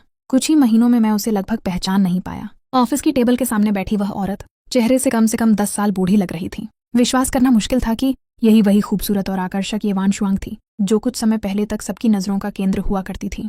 हालांकि मैं सिर्फ एक पल के लिए हैरान हुआ। जल्द ही मेरा दिमाग फिर शांत और सतर्क हो गया और ये वानशुआंग मेरे सामने बैठ गई। रुआन ने शायद कभी नहीं सोचा था कि वह यहाँ आएगी। एक पल के लिए उसकी सांसें भी गड़बड़ा गईं, लेकिन वह यह भी जानती थी कि अब मेरे सामने बोलने का उसे कोई अधिकार नहीं है। ये वानशुआंग ने अपने चेहरे पर मजबूरी और गुस्से का मिश्रण लिए। मुझसे अपनी आखिरी बची हुई इज्जत की भीख मांगी। शिन है, मुझे पता है कि मैंने पहले तुम्हारे साथ गलत किया, लेकिन उस समय मेरा प्यार झूठा नहीं था। मैंने सच में सिर्फ तुमसे प्यार किया था। हमारे पुराने रिश्ते की खातिर कृपया नाइट मार्केट को छोड़ दो। उसका रवैया बहुत झुका हुआ था। उसे देखकर कोई नहीं कह सकता था कि रिश्ते के दौरान वह हमेशा खुद को मुझसे ऊपर समझती थी। वह हर बार अपनी घमंड भरी शान छुपाने की कोशिश करती थी, लेकिन उसकी आंखों और व्यवहार से वह साफ झलक ही जाती थी। लेकिन मैंने सिर्फ हाथ हिलाया और सिर हिला दिया। फिर मैंने अपने पास बैठी रुआन की ओर इशारा किया। जिस इंसान ने नाइट मार्केट को दबाने का फैसला किया है वह मैं नहीं हूं। तुम मुझसे जाकर क्यों नहीं विनती करती? मैं हल्के से मुस्कुराया। चेहरे पर मुस्कान अब भी थी, लेकिन वह मुस्कान मेरी आंखों तक नहीं पहुंची और न ही उसमें पहले जैसी कोई गर्माहट बची थी। क्या हमारा पुराना रिश्ता तुम बहुत पहले ही खत्म नहीं कर चुकी थी? जब तुम मुझसे छिपकर किसी और से सगाई कर रही थी, तब तुम सिर्फ मुझे अपने पास एक प्रेमी की तरह रखना चाहती थी। जब तुम और तुम्हारी सहेलियां फ्रेंच में मेरा मजाक उड़ा रही थीं, तब तुमने एक बार भी उन्हें रोकने के बारे में नहीं सोचा। फिर जियांग युबाई और उसकी बहनों ने मेरा मजाक उड़ाया। उन्होंने मुझे ऐसा इंसान बना दिया जिसकी मौजूदगी ही किसी को दिखाई नहीं देती। और अब तुम मेरे पास आकर पुराने रिश्तों की बातें कर रही हो, तब तुम्हें उन दिनों की याद क्यों नहीं आई? क्या हमारे बीच भी कभी भावनाएं नहीं थीं? जैसे ही मैंने ये शब्द कहे, ये वानशुआंग का चेहरा अचानक सफेद पड़ गया। उस पल उसे सिर्फ कड़वाहट महसूस हुई। उसने बड़ी मुश्किल से अपने आंसू रोके। शिन है, मुझे पता है कि मैं गलत थी, मैं तुमसे माफी मांगती हूँ, लेकिन अगर यह सब ऐसे ही चलता रहा तो नाइट मार्केट सच में बर्बाद हो जाएगा। मैं अब और सह नहीं सकती, मैंने ठंडे स्वर में कहा। नाइट मार्केट का मुझसे क्या लेना देना? ये वांशुआंग, उन्होंने जो किया उसकी कीमत चुकाई है। तुम्हें क्यों लगता है कि सिर्फ एक सॉरी बोल देने से तुम खुद को पूरी तरह साफ कर सकती हो? वह तुरंत घबराकर बोली, लेकिन मैंने कभी तुम्हारे साथ ऐसा नहीं किया। वह खुद को बचाने की कोशिश कर रही थी, लेकिन जैसे ही मैंने उसकी बात सुनी, मेरे चेहरे की वह नकली मुस्कान भी गायब हो गई। तुमने नहीं किया, तुम सिर्फ एक ठंडी आंखों वाली दर्शक बनी रही। ये वांशुआंग, तुम जैसे दर्शक सबसे ज्यादा निर्दयी होते हैं। मैंने सामने बैठी औरत को देखा, मेरी आंखों में अब सिर्फ घृणा बची थी। तुम्हारी इसी चुप्पी की वजह से, तुम्हारी बहनों ने मुझे उस नजर से देखा, तुम्हारी टैसिट अंडरस्टैंडिंग की वजह से जियांग युबाई बार बार मुझे चोट पहुंचाता रहा। और अब तुम कहती हो कि तुमने कुछ नहीं किया। अगर तुम कह सकती हो कि तुम निर्दोष हो, तो मैं भी कह सकता हूँ कि नाइट मार्केट को दबाने वाला मैं नहीं हूँ। नाइट मार्केट का बिजनेस डूब रहा है, तो उसमें मैं क्या कर सकता हूँ? ये कहते हुए मैंने आवाज ऊंची कर दी, लिंडा सोंके। अगले ही पल लिंडा ने ऑफिस का दरवाजा खोल दिया। उसके चेहरे पर हमेशा की तरह प्रोफेशनल मुस्कान थी। मिस्टर ये कृपया, ये वांशुआंग शायद अभी और कुछ कहना चाहती थी, लेकिन मैं पहले ही सोंग रुआन का हाथ पकड़ चुका था और उसके पास से निकलकर बाहर चला गया। वैसे भी मैं कंपनी का प्रेसिडेंट था, अगर कभी कभी बिना दरवाजा खटखटाए निकल जाऊं तो कोई कुछ नहीं कहता। और ऑफिस के अंदर वहां लिंडा मौजूद थी, कोई समस्या नहीं होने वाली थी। बाहर आते ही मैंने मुस्कुराकर पूछा, तो आज क्या खाएंगे, वेस्टर्न फूड या घर का खाना? सोंग रुआन ने थोड़ा सोचा। मैंने बहुत समय से घर का खाना नहीं खाया, थोड़ा मन कर रहा है, मैंने तुरंत जवाब दिया। तो फिर घर का खाना ही सही, मैं तुम्हारी बात मानूंगा। सोंग रुआन अचानक मेरी तरफ मुड़ा। उसकी आंखें पहले जैसी नहीं थीं। जब वह पहली बार मुझसे मिला था, उसने मुझे देखते हुए पूछा, तुम हमेशा मेरी बात क्यों मान लेते हो? मेरे कदम अचानक रुक गए। जब मैंने उसकी तरफ देखा, उसके चेहरे पर बेहद गंभीर भाव थे। मेरा दिल एक पल के लिए तेज धड़क उठा। मैं आगे बढ़ने ही वाला था कि पीछे से उसकी आवाज आई, क्योंकि आकाश गंगा की तरह मैं तुम्हें पसंद करता हूँ। उसका इजहार अचानक था और पूरी तरह मेरी उम्मीदों से बाहर। मेरे कदम वहीं ठहर गए। मैंने पीछे मुड़कर उसे देखा और हल्की सांस छोड़ी। वह धीरे से बोला, मुझे पता है तुम अभी नया रिश्ता स्वीकार नहीं करना चाहते, लेकिन जब भी तुम तैयार हो जाओ